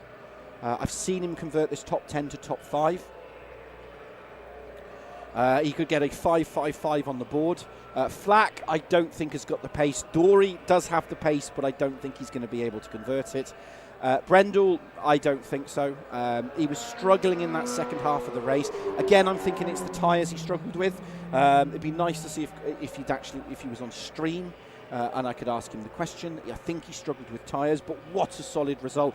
And Neil, I do not think. He's not happy. I don't think he's happy in that Renault Megane. I think it's going to take him a while to get used to it. But if he can, I think it will be absolutely sensational. So I think it will be absolutely all over the road. So I think it's going to be absolutely a sensational third race. As always with touring car, like I said, it's meant to be a non-contact sport. But as always, what you tend to find, I mean, it's one of those is that you give space, they give space, you don't give space, you don't get space. And you see it all the time. It's one of those things, really. So it'll be interesting to see how this develops, basically. So we've got 1 minute 47 remaining before we go into the final race. That's where we are today at the Brands Hatch GP circuit for the World Touring Car Challenge, hosted by Crest Autosport. We are on Twitch as well, so go check us out. That's the cars we're driving. Little hatchbacks. I like that Opel Astra. That's a nice colour. And if you're interested, that's how much it costs at Race Room. A little bit of information there about the track. I'm still trying to get back into the commentary box that apparently I left. There we go. And that's how it stacks up, basically, for the final race of the evening. So we've got 1 minute and 7 seconds left of the final race of the evening until we get to that final race of the evening. We will be holding a couple of drivers' interviews after, if we can get some people in. So it will be interesting to see. I am your commentator. That is me, Andy Pawley. I had a beard then. I think I've got a beard now. So it'll be interesting to see. Seeing if there's anything coming on the chat. So please, put your chats in. Come and say hi. Great bunch. See us on Discord. Even if you're thinking about racing, it is a very great championship to start your racing in. Because of the CA1, CA2, CA3 category, it means that you're not going to be placed at the front of the queue with everybody else. So it gives you a bit of time to get used to it. And if you're really bad, which is what I am, you can just come to the commentary box. And go from and have fun there, but it is what it is. So 10 seconds left of the warm-up, then we go into the garage and they'll all get ready for the final race of the evening, and then we will go for some drivers' interviews if there's anybody about. So we're talking about, so I had a couple of questions come over from technical. Somebody sent me a message saying, what is that new screen? So we do have now access. I've now got a new screen which gives me the timing data for the drivers on screens as well. So it will tell me, it basically tells me where they all are. It also now tells me their best lap times and their last lap times. It's a nice bit of kit, free of course. So we will be bringing you those out through the season. So if you'd like to know somebody's lap time within qualifying or practice, just put it in the chat and I can let you know that. Some people like it, some people don't, as it stands. But we have 39 seconds remaining of the garage before we get ready for the last race of round 1 of the World Touring Car Challenge Championship. It's been absolutely exciting so far. Classic touring car action as it stands. A little bit of a roughy-tufty, I think, as all the drivers get into their habits of driving. As always, there's always going to be discussions after. There'll always be points here and there, as I say, but that's what it is. Right, we're over to the final race of the evening. Watch the lights at the top left. When they go out, we will go racing. Will Ian Deeney be the third different winner this evening? Will Kozlov manage to do it? And it's lights out, and away we go. And look at Pavel. He's absolutely launched the car as he goes into that top speed. Can he do anything from here? Can he convert this through the right-hander? As he holds on to it, he needs to keep it nice and tidy. No heroics. There's the heli camera. There's Pavel on the left side as they all fly into that corner. Can he do it? There is Everett as we come down now into Surtees. Needs to keep it nice and tidy. They're 2x2, keeping it all over the road. In the background there's Royal Plumber. Has he managed to... Oh, there's contact. There's contact in the background between Boki and between Lopez. I cannot believe it. Have they managed to hold on to it? Have they managed to do anything from here as they climb now? Pavel that's Alex Ward right behind Kozlov. Can Kozlov hold on to this? Can he do anything? Riding on the rear camera, there he is. Rostance and Pavel. Pavel's past Rostance. That is key for this championship. In the background there is 2x2. Have they? Oh, he's gone wide. Hans has gone wide. Hans in the Tim Coronel bright yellow car. He has gone wide. Behind that is Butcher. Butcher's got himself into 5th position. This is key. There is Pavlov. He's behind Perkis. Perkis is a wily old fox. He's had his Weetabix today. He's going to be defending for his life. There's Rostance. Rostance is in the little Peugeot number 7, and there's the rest of the field behind it. We got 30 cars in, and it's all over the road. Clough is up to 24th. We'll keep an eye on that. But there is Butcher. Butcher is in 5th position. Alex Ward is now with Kozlov. There's Kozlov. He's in 2nd position. He's given it the hand slap because he's like, I'm hand slapping myself to victory here. Ian Deeney. Can Alex Ward go past? There he is in the number 7. Oh, there's Paul Hans. Butcher's gone wide. He's checked himself out. Has he left himself exposed? Lee Horn is going to attempt to go up the inside of Benny Norton. Has he done it? Yes, he has. Jamie Dory's following his teammate through. Jamie Dory's in the 33. There is Poddy Flack. He's on the left side. It's Poddy Flack and Norton. Ooh, Poddy gives his teammate a little bit of a bang. Rule 1 of driving, don't bang your teammate, basically. That's going to be a little bit of a coming together between Norton and Benny, but they're different ballasts on board their car. That's what's going to be key. There's Benny Norton. He is driving it. Everett's in 9th. This is going to be important for the championship. But look at Norton. He has Poddy Flack has got Stu Neal all over his rear end. He's absolutely doing everything. But at the moment, you just get the feeling that Alex Ward is the blocker. Kozlov has been passed by Alex Ward, so Kozlov is down to 3rd. Ward is into 2nd. I missed that off stream. He's absolutely flying. Benny Norton and Lee Horn are side by side. Benny Norton's not going to go up there. That's just not going to work through that section of the track. Out of Surtees, he needs to keep himself nice and tidy. Keep himself on the road. He did get himself a number of penalties last season, so he's just got to be careful. He's a fast driver. He's holding on to that. Jamie Dory and Alex Everett are side by side. Jamie Dory is trying to get past Everett, but Everett is just not letting him have it. Everett's down to 9th. Rostance has passed him. Butcher and Hans are now side by side. Butcher is on the left. He's in the number 30. Hans is in the yellow Tim Coronel car through Druids. Oh, sensational stuff. Magic. Holds on to it. Takes a bathe pill in the background. There is Pavel. Pavel's gone up the insides of Rostance. Hans has now lost out to Perkis. Perkis is now side by side with a lot of them. There is Perkis in the 55. There in the 35. He's in the one in the middle, whatever car it is, in the middle, holding on to it. Boom. There is Perkis. Right behind that is Pavel. Pavel is in the 55. There's Alex Everett. He's in the number 8. He's that H&R Astra. He is absolutely turning it up. Andy Withers is on the bracket Blendl. Keeping an eye on the entire battles through the season. There is 16th, 15th and 17th.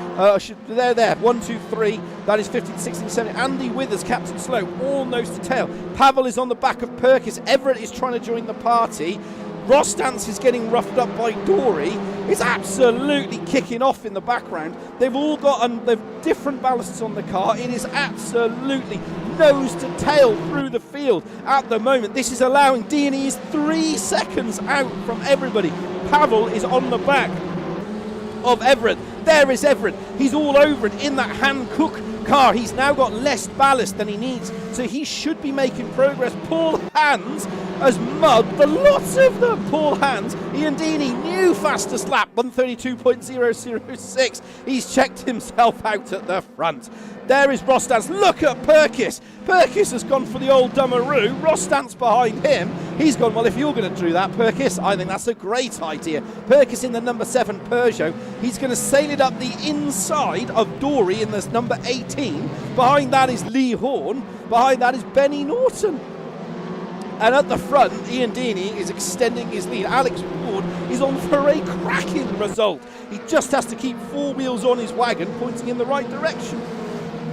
Can he do it? Stu Neal and Poddy Flack are battling each other. No love lost between these two. Behind that, you've got Cloughy with Lopez. I think Lopez, yeah, he's just trying to stay out of the way, but he's also trying to put up a fight as well, because he knows Lopez is fighting Higgs and Bokey ahead of him, so he really needs those two to drag him along in order to get that position. That's what he needs to do. Right, Paul Hands has just found second gear. He's gone to second, third, fourth, and up to fifth as we go down now through the right hand into Dingledell. Can he do anything? Can he get past Pavel? Pavel's got ballast on board, don't forget, so it's that second half of the race. In the background, Perkis Dory. Perkis is in the 55. There's Rostance in the number 7. Ahead of that is Dory, and they're all absolutely battling each other. Kirby's on the back of Tim Johnson. He's on for his best results so far. Cloughy's on the back of Higgs. He's got up to 21st position as it currently stands. New fastest lap for Deeney. He's absolutely flying. Rostance. Where's Rostance? He's in there somewhere. 1, 2, 3. There's Rostance. He's in the number 7. Second car in the row. That white Peugeot just ahead of him as we ride on board now from Ross. This is the from Horn. There's Rostance. Behind that, right in the middle, is Benny Norton. You've got Stu Neal, who's going to go and try to go around the outside of the lot of them. I just don't think that's going to be possible. I think he's really going to have to think about that. Oh, he's going to go up the inside. Sensational. You can see just aside. No, he's thought better of it. No, he's stuck it in. Has he done it? No, he's thought better of it. But if you look at these two, well, you would if you could actually see them. Rostance and Benny Norton are stuck together like glue. But Rostance now has the outside as we go down in the fast corner into 5th, into 6th, over 130 miles an hour. Oh, there's touch. There's contact at the back. There's contact at the back, and that's put Benny Norton off the road. We did get that caught. We got that caught on stream. What did he do? What happened? So Benny Norton has gone all the way back down to 14th position. Paul Hands has been passed by Alex Everett further up. So Everett's back in 6th. He just needs one to get the 555. We look at Lopez and Higgs. These two are racing each other in this category. 22nd and 21st. There is Lopez. There is Higgs. 18 Honda versus Seat Cupra. Two different manufacturers. CA3 category. This is important. This is important for prizes.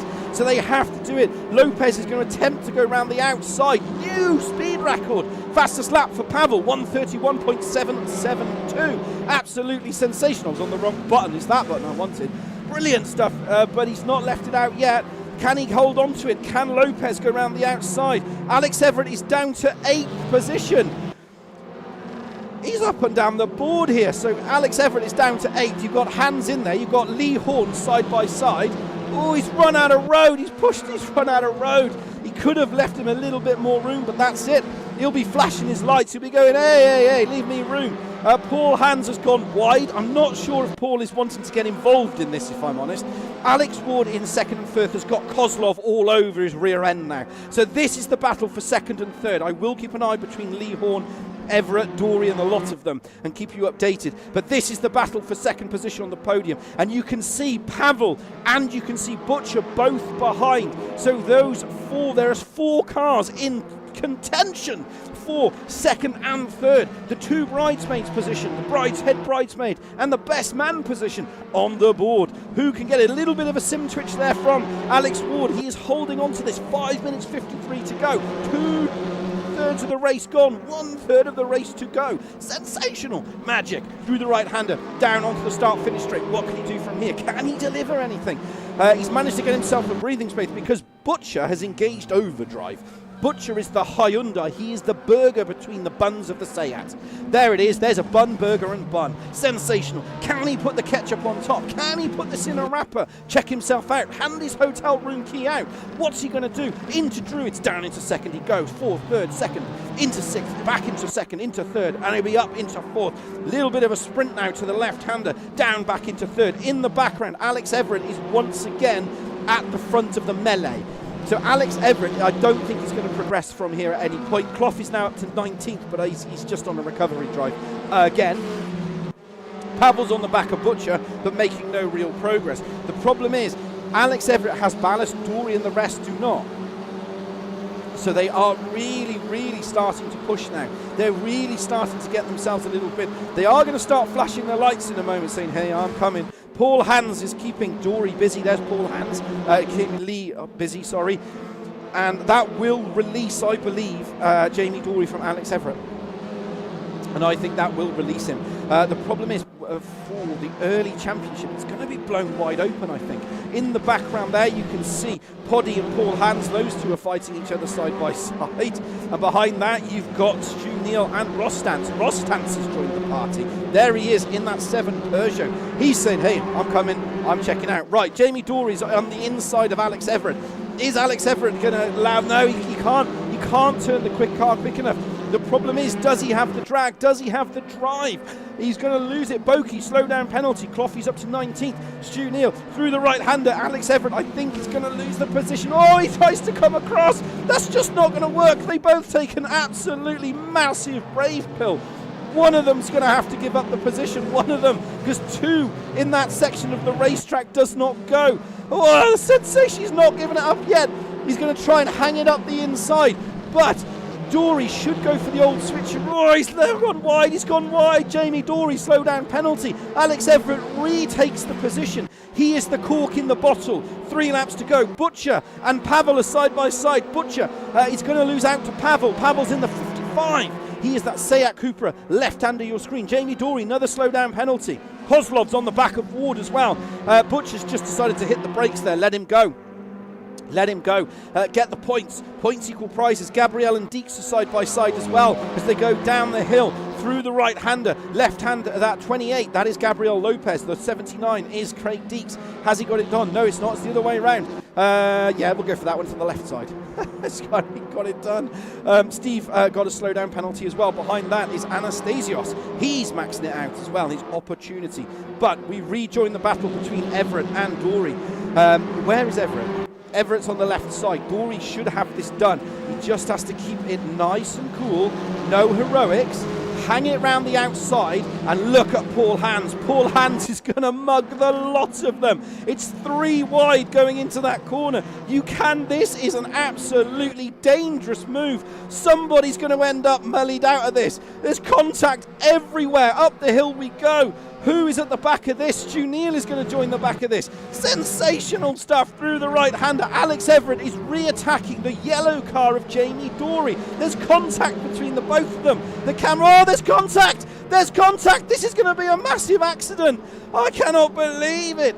He lost the rear end. I think he dipped 2 on the grass. That's allowed Rostance to now attack at the back of Norton.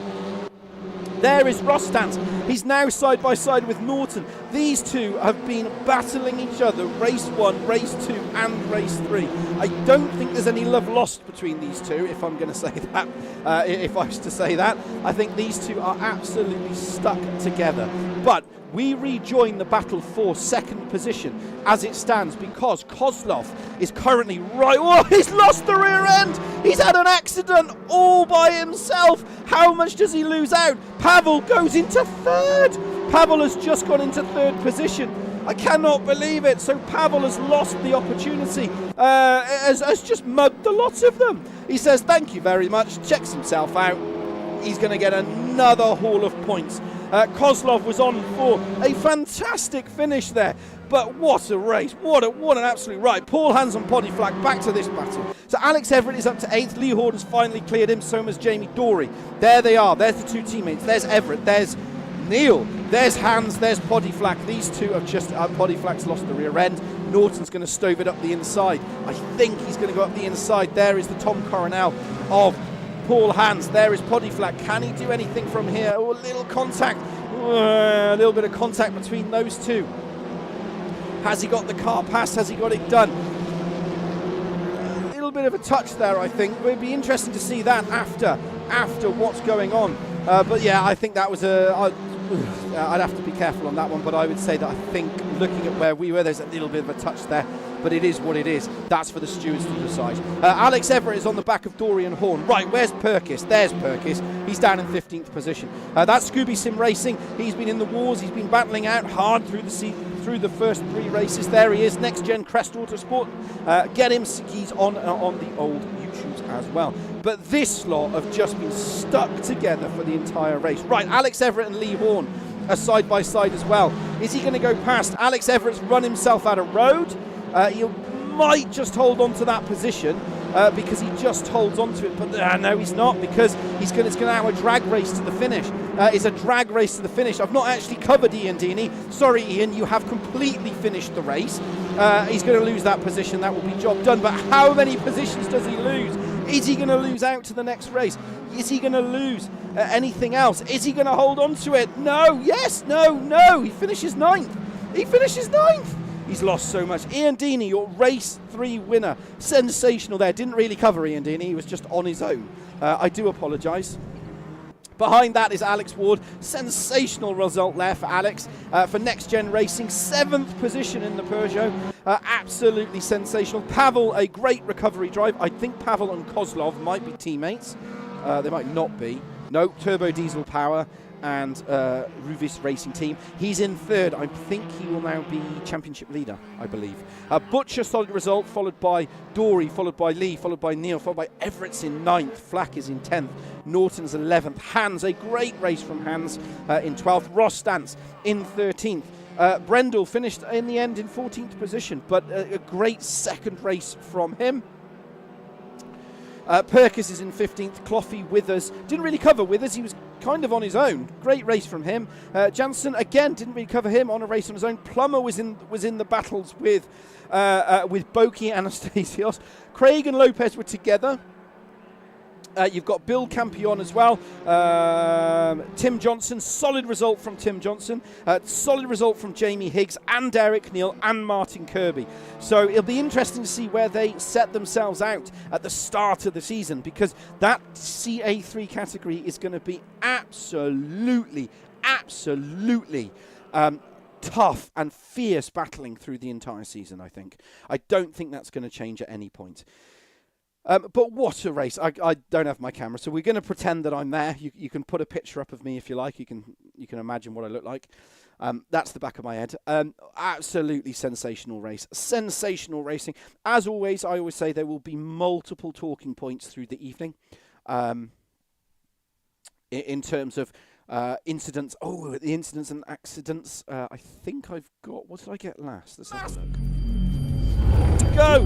Who is at the back of this? Stu Neal is going to join the back of this. Sensational stuff through the right-hander. Alex Everett is re-attacking the yellow car of Jamie Dory. There's contact between the both of them. The camera, oh, there's contact! There's contact! This is going to be a massive accident. I cannot believe... Someone might disagree with me, but to me that looks like he had an accident all by himself, unfortunately. But an absolutely sensational 3 races. Absolutely brilliant stuff, to be perfectly honest. There's nobody in the Discord. Butcher's in there. He's in the interview room. I haven't got the interview room, so he needs to come in. I don't think I can get him into the commentary box. Can I get Butcher into the commentary box? Bear with me. Let's see. And if I can get Butcher into... I need to go into there. Confirm. Hold on. Russ, can you hear me? Fantastic. You'll need to come into the commentary booth. Can you get into the commentary booth? Oh, man. Confirm. How do I invite people? I have no idea how to invite people. Oh, man. Invite friends. There we go. Okay, we will get Russ into here. Oh, I would, but I can't. Yeah, so it looks like I can't actually get into the commentary booth, so we're going to have to do a little bit of trickery while I hold on to... Is that one? No. As always, like I say, this is a live show. And because it's live, it means that... do I do that one? Now, for some reason, I can't invite people. Somebody might be able to tell me.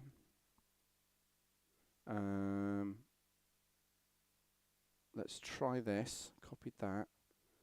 Right, we're going to try and flip this over. Hold on. Right, bear with me a second, Russ. I am going to see if I can change over the Discord and get audio. All right, mate. No worries, bud. Don't worry if not. No, that's all right. Well, we are live. I'm not sure if the audio is coming through. Let's have a look. Can you try talking? Hello. How are you? I think it is working. I do think it is working. It's coming up on here, and if it isn't, it means that somebody will tell us. I think so. We'll go for that, to be honest. So, first of all, nice to see you back in the commentary box. It's been a while. No, it's been far too long, mate, hasn't it? It has. It's been. I think it's been over. It's been over a season. I think it's been over for about a couple of months. It's been about 7, I think. It's been absolutely loads. So, how did you find that racing tonight? Obviously, qualified in the middle. Yes, Mr. Average, yeah. Into the Hyundai. So first of all, obviously, I know you from the Audi.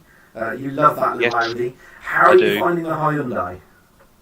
It's all right, to be fair. I only picked it because nobody else did. Which I don't know if that's a good thing or a bad thing, but it seems all right. I'm getting used to it. It's not too bad. It's working well for you at the moment. At the minute, it's not doing too bad. Right, I want to start off with race 3 to begin with. Yes. Because you had Ian Deeney obviously got a good start, which I always knew was going to be the case. Kozlov, you had an absolutely great battle with Kozlov through the entire race, and Pavel, and obviously then Kozlov got past you. And Pavel, did you find it? How were you finding that? Because obviously the car's quite unfamiliar, and it looked very intense, a very high concentration. It was, mate. Yeah, I've got a bit of a head cold as well, so I've not been feeling great tonight. So I'm sweating buckets, but freezing cold. Yeah, that was a nice workout. Hopefully, I'll feel better tomorrow morning because of that. But no, Alex and Kozlov were just a bit too quick for me. Really, I was just trying to hang on to their coattails.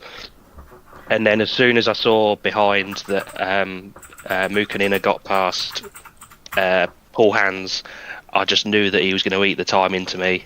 I tried to hold him up for as long as possible, but it was getting to the point of holding him up and slowing us both down or just let him go. And then, because at that point we had like a 3-second buffer to all the quick guys coming through the field, so he had a run anyway, so it was easier to let him go, not fight it too much, and then hope that something happened up ahead and a couple of people fell off the track and I might get a podium out of it, but never mind. 5th will do.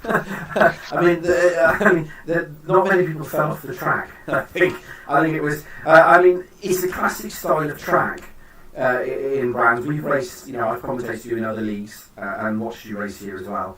And I mean, would I be right in saying that the risk here is great because it's a classic track?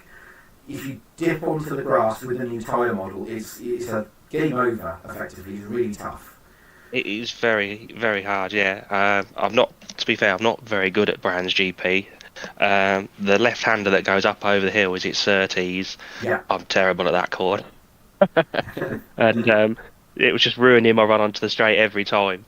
But you've got to be on the limit to be quick every lap. And like you say, if you just dip a wheel off or just get your line slightly wrong, it's 2-3 tenths gone every time. But it looked, like I said, and is that something you're always wary about? Because you touched on it earlier, just briefly, about letting other drivers, quicker drivers through. I mean, you're in the CA1 category, so you've earned your place there. But there are, I've said before to you, is that you get different people within the different categories. There are faster, medium, and the slower drivers. I mean, they're still faster. You're still fast, but because you were battling Pavel for a bit, but then it almost looked. I mean, you were like, I just need to let him go because we're slowing time. I was trying to slow him up, and like I say, I made a mistake at Graham Hill Bend, and once he got alongside, there was no point fighting him really. I had a quick cut back to the inside for the run down the straight, but he had the inside to the right-hander anyway, so yeah, and then with that he was gone, and that was it. But obviously we didn't lose too much time to the guys behind, and Jamie Dorey and everybody else didn't catch us up, thankfully. It's one of those though, isn't it? It's always a you've always got to, like I said, I've talked to you a number of times before, you're always thinking ahead of, just not my race, let them go, just want a podium. Basically it was, I want the best finish I can get, and like you say, if I tried to hold him up for forever, he'd either end up getting annoyed and giving me a push off, which would then cost me more time, and it was just easier just to let him go, really. Yeah. So going to race 2 now, obviously that was race 3, race 2. I mean, again, you seem to have got a new buddy under Kozlov. You seem to be stuck together for the entire race. You seem to have similar pace and similar. You were trading lap times, I think would be the way. Yeah, Kozlov, myself, Hans, yes, and Alex Ward. I think Perkis was just a little bit too far up the road for us in the first race. Second race, I think Alex got him towards the end. But yeah, so after the shakedown at Donington Park, I sort of hung me hat on, saying if I'm somewhere near Jeff Perkis, I'll be doing all right. So I was close. But hopefully there's better tracks for me to come. This wasn't massively my track tonight. I mean, it was a solid result, but I mean, again, going to race 2, I mean, I think as well, because I mean, there's 30 cars in the field, and you were in that with the new tyre model and the ballast. It seems to bring groups together. I mean, you were, take us through that race 2 when obviously you were with Kozlov, with Hans, Perkis obviously trying to make his way through. I mean, that just looked intense, and Alex Ward as well. I mean, you changed positions a number of times, or you had the run. Take us through that. I mean, that must be quite intense and quite hard. Not, but your concentration from normal racing is, well, I can just catch the guy in front. But you're in a group of 4 or 5 cars. You're wary of the cars around you. It's the braking zones and things like that. Obviously, you've got to, especially like you say, this brand's especially the middle sector and the back part of the sector. You're on the limit of adhesion at every corner, so you've got to spot your brake points. And like you say, with 2-3 cars in front of you, it's really hard. So I was braking a little bit earlier in order to not crash the car in front, basically, which does slow you down a little bit, but. And then obviously the cars behind then start to put the pressure on you and look for a move, and the eyes are on stalks, checking the mirrors, checking in front, and everything. But then going into Druids, that seems to always help though, because you brake a little bit earlier. You can turn quickly into Paddock Hill Bend. You can turn in quickly, and actually almost the cars look like they were sliding more than I've seen before. Yeah, so, that's the plan, is to kind of take a higher line, brake earlier, and if you can, sort of get a later, tighter apex, and then obviously if the car in front of you runs a little bit wide, you can stick it up the inside. I did it once to Alex Ward in race 1. I had a little run at him up to Druids, but he just turned in, so that was the end of that. It is hard to get a run.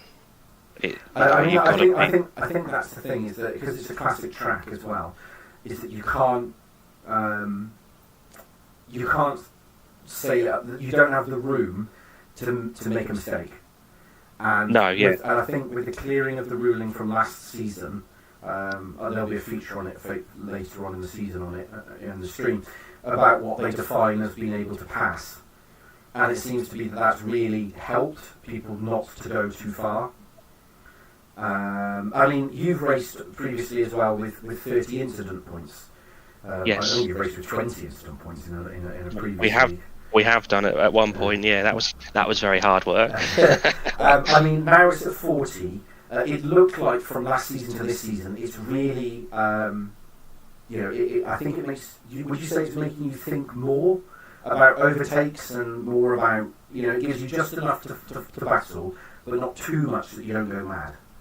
That's it, yeah. Because like you say, if you do just bump someone up the back, that's 4 points, and sometimes it can be totally unintentional. Like I say, you're pushing to try and get that little extra advantage to get alongside or to get your nose down the inside, and that little bump costs you 4 points.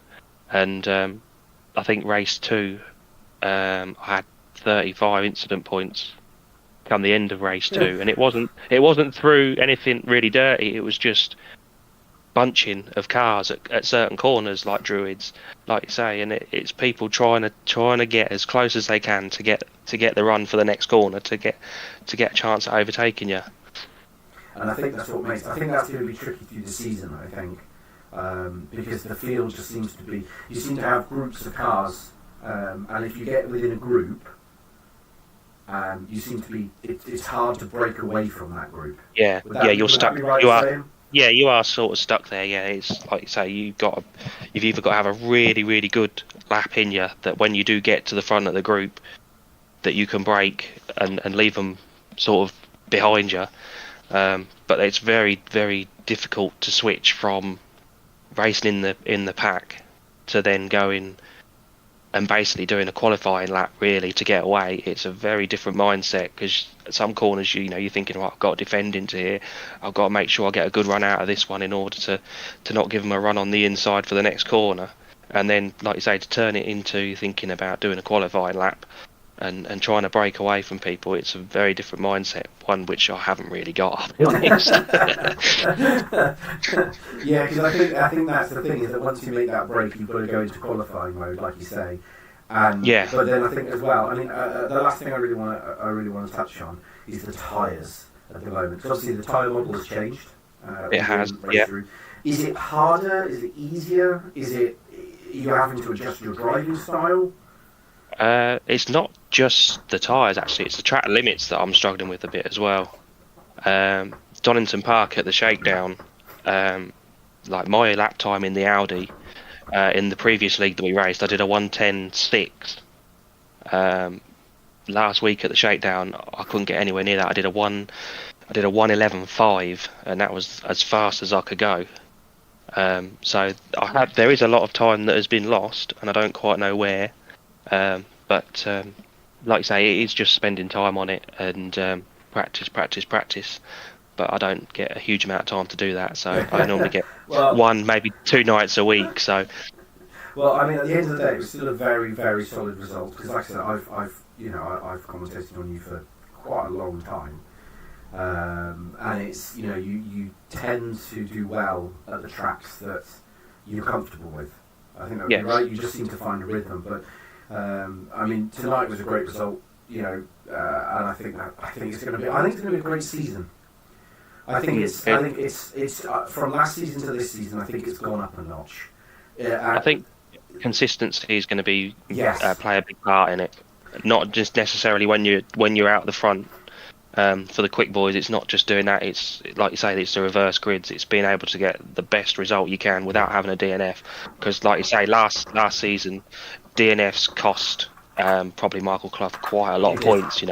He would have been up there with Alex to fight for the championship at the last round had he not had a drive through at was it Indianapolis? Yeah. And a DNF and things like that. He had a DNF again tonight in race 2.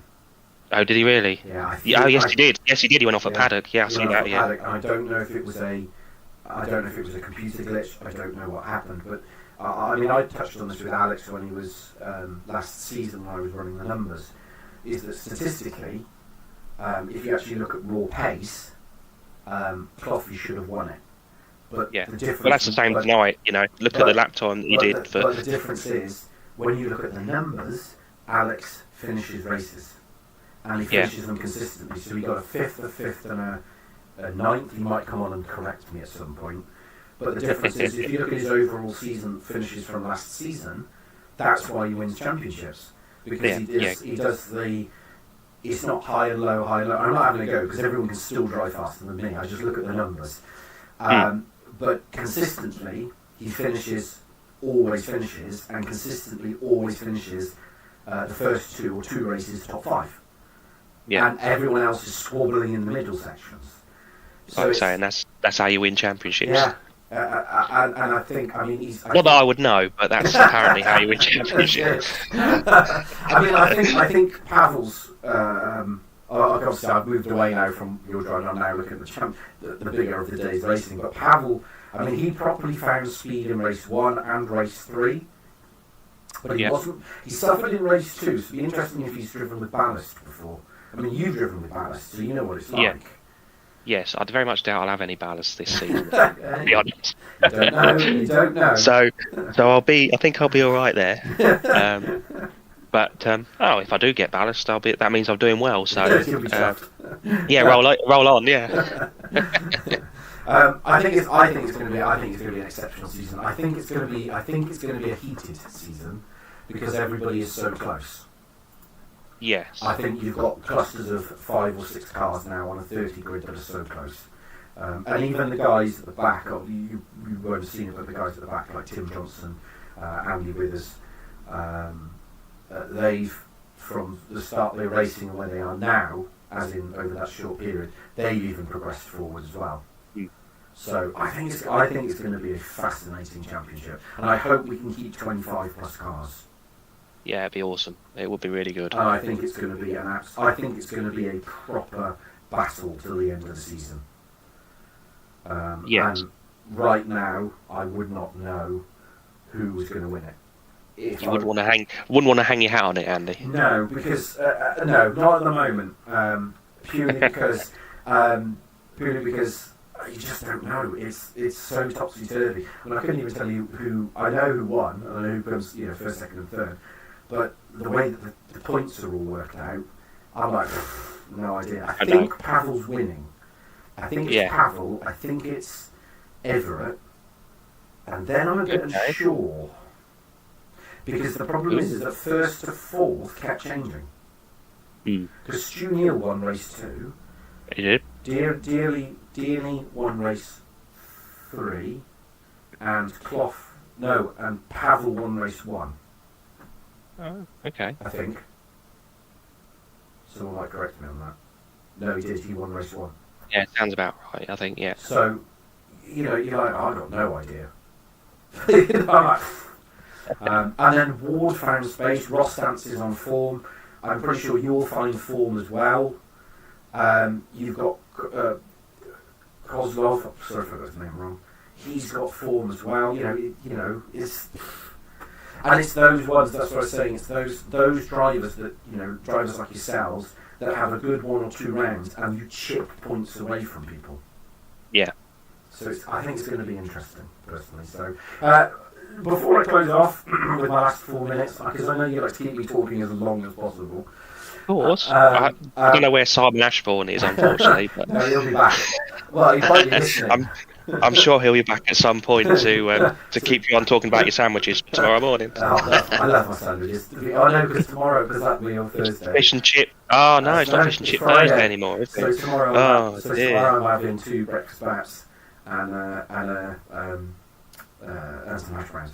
Anyway, you're getting me distracted. So, Laguna Seca next week. I think we've run there before, haven't we? We did. I got a race 3 win in TCSRL. You did very well there. You seem to like that track. In the Golf, the mighty Golf. A little short wheelbase. So. Yes, we shall see.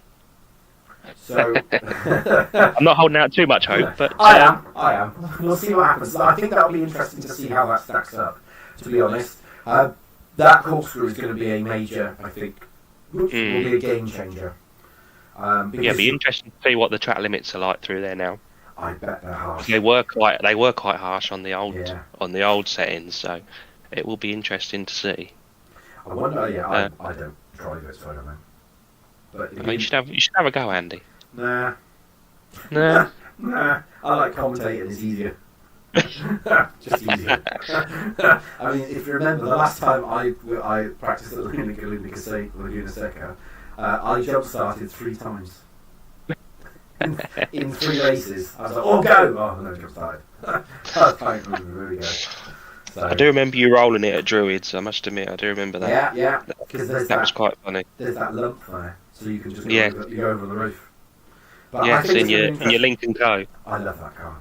Best looking car. I don't know what my best looking car is this season yet. I haven't decided. I like Paul Hans's bright yellow DHL Audi. It's Honda. Honda. I really like the colour of that car. And then there's a guy, I forgot his name. Someone's going to punch me. He's got it's Plumbers. It's Plumbers yellow and black Seat. Yeah, that's a nice looking car. Yeah. Blue. I like that car.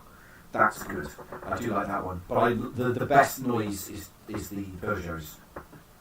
Yes, on the downshifts. Yes. They're like pop, pop, pop, pop, pop, pop. I love those. The Astras sound similar as well, actually. Don't know how well it comes through when you're listening to it, but when you're behind them, they sound quite similar to the old Peugeots. So you can hear the you can hear the Peugeot go pop, pop, pop, pop, pop. You can't hear the Astras. Oh. So if anyone's still listening to this next week, listen to the Astras. Sorry, the Peugeots. They pop on the downshift. Lovely. Right, that's it. I can't stay here all night. I do have to go. Thank you very much for joining me, Russ. No worries, mate. It's very nice to talk to you again. No worries, no doubt. I'll probably talk to you through the whole season, as before. Good luck next week at Laguna Seca. Good, well done for tonight's racing. Thank you very much, I'm pretty mate. sure you, Hans, Kozlov, and Ward will all be stuck together for the entire season. That should be a lot of fun. So yeah, looking forward to it. All right. Right. Thanks a lot, mate. Cheers, mate. Bye. And you, mate. Bye. So there we have it. That is the end of tonight's racing. Absolutely sensational, as I always say. I've been stuck in the same position on here. As I always say, these are as I observe them in terms of the commentary. I think it's going to be an absolutely sensational season. Right now, I would not know who to put my 50p on who to win. It's gonna be very, very intense, I think. Next week, championship ballast is applied for race 1, for qualifying and race 1, depending on your championship positions. That's going to mix it up as well. I don't think yet we've seen the full potential of all the drivers in all the categories on where we're going. Laguna Seca is another classic racetrack. Qualifying is super important when we go there. And then following that, we will then be going to Watkins Glen, slightly opener. Norris Ring, another classic track. Zandvoort, classic track. Suzuka, classic track. Nogaro. And then Spa. And that's going to be a biblical season, to be honest. So thank you, everybody, for watching us. Please share, like, and follow us for next week. I will be back same time, same place next week. And enjoy the rest of your evening.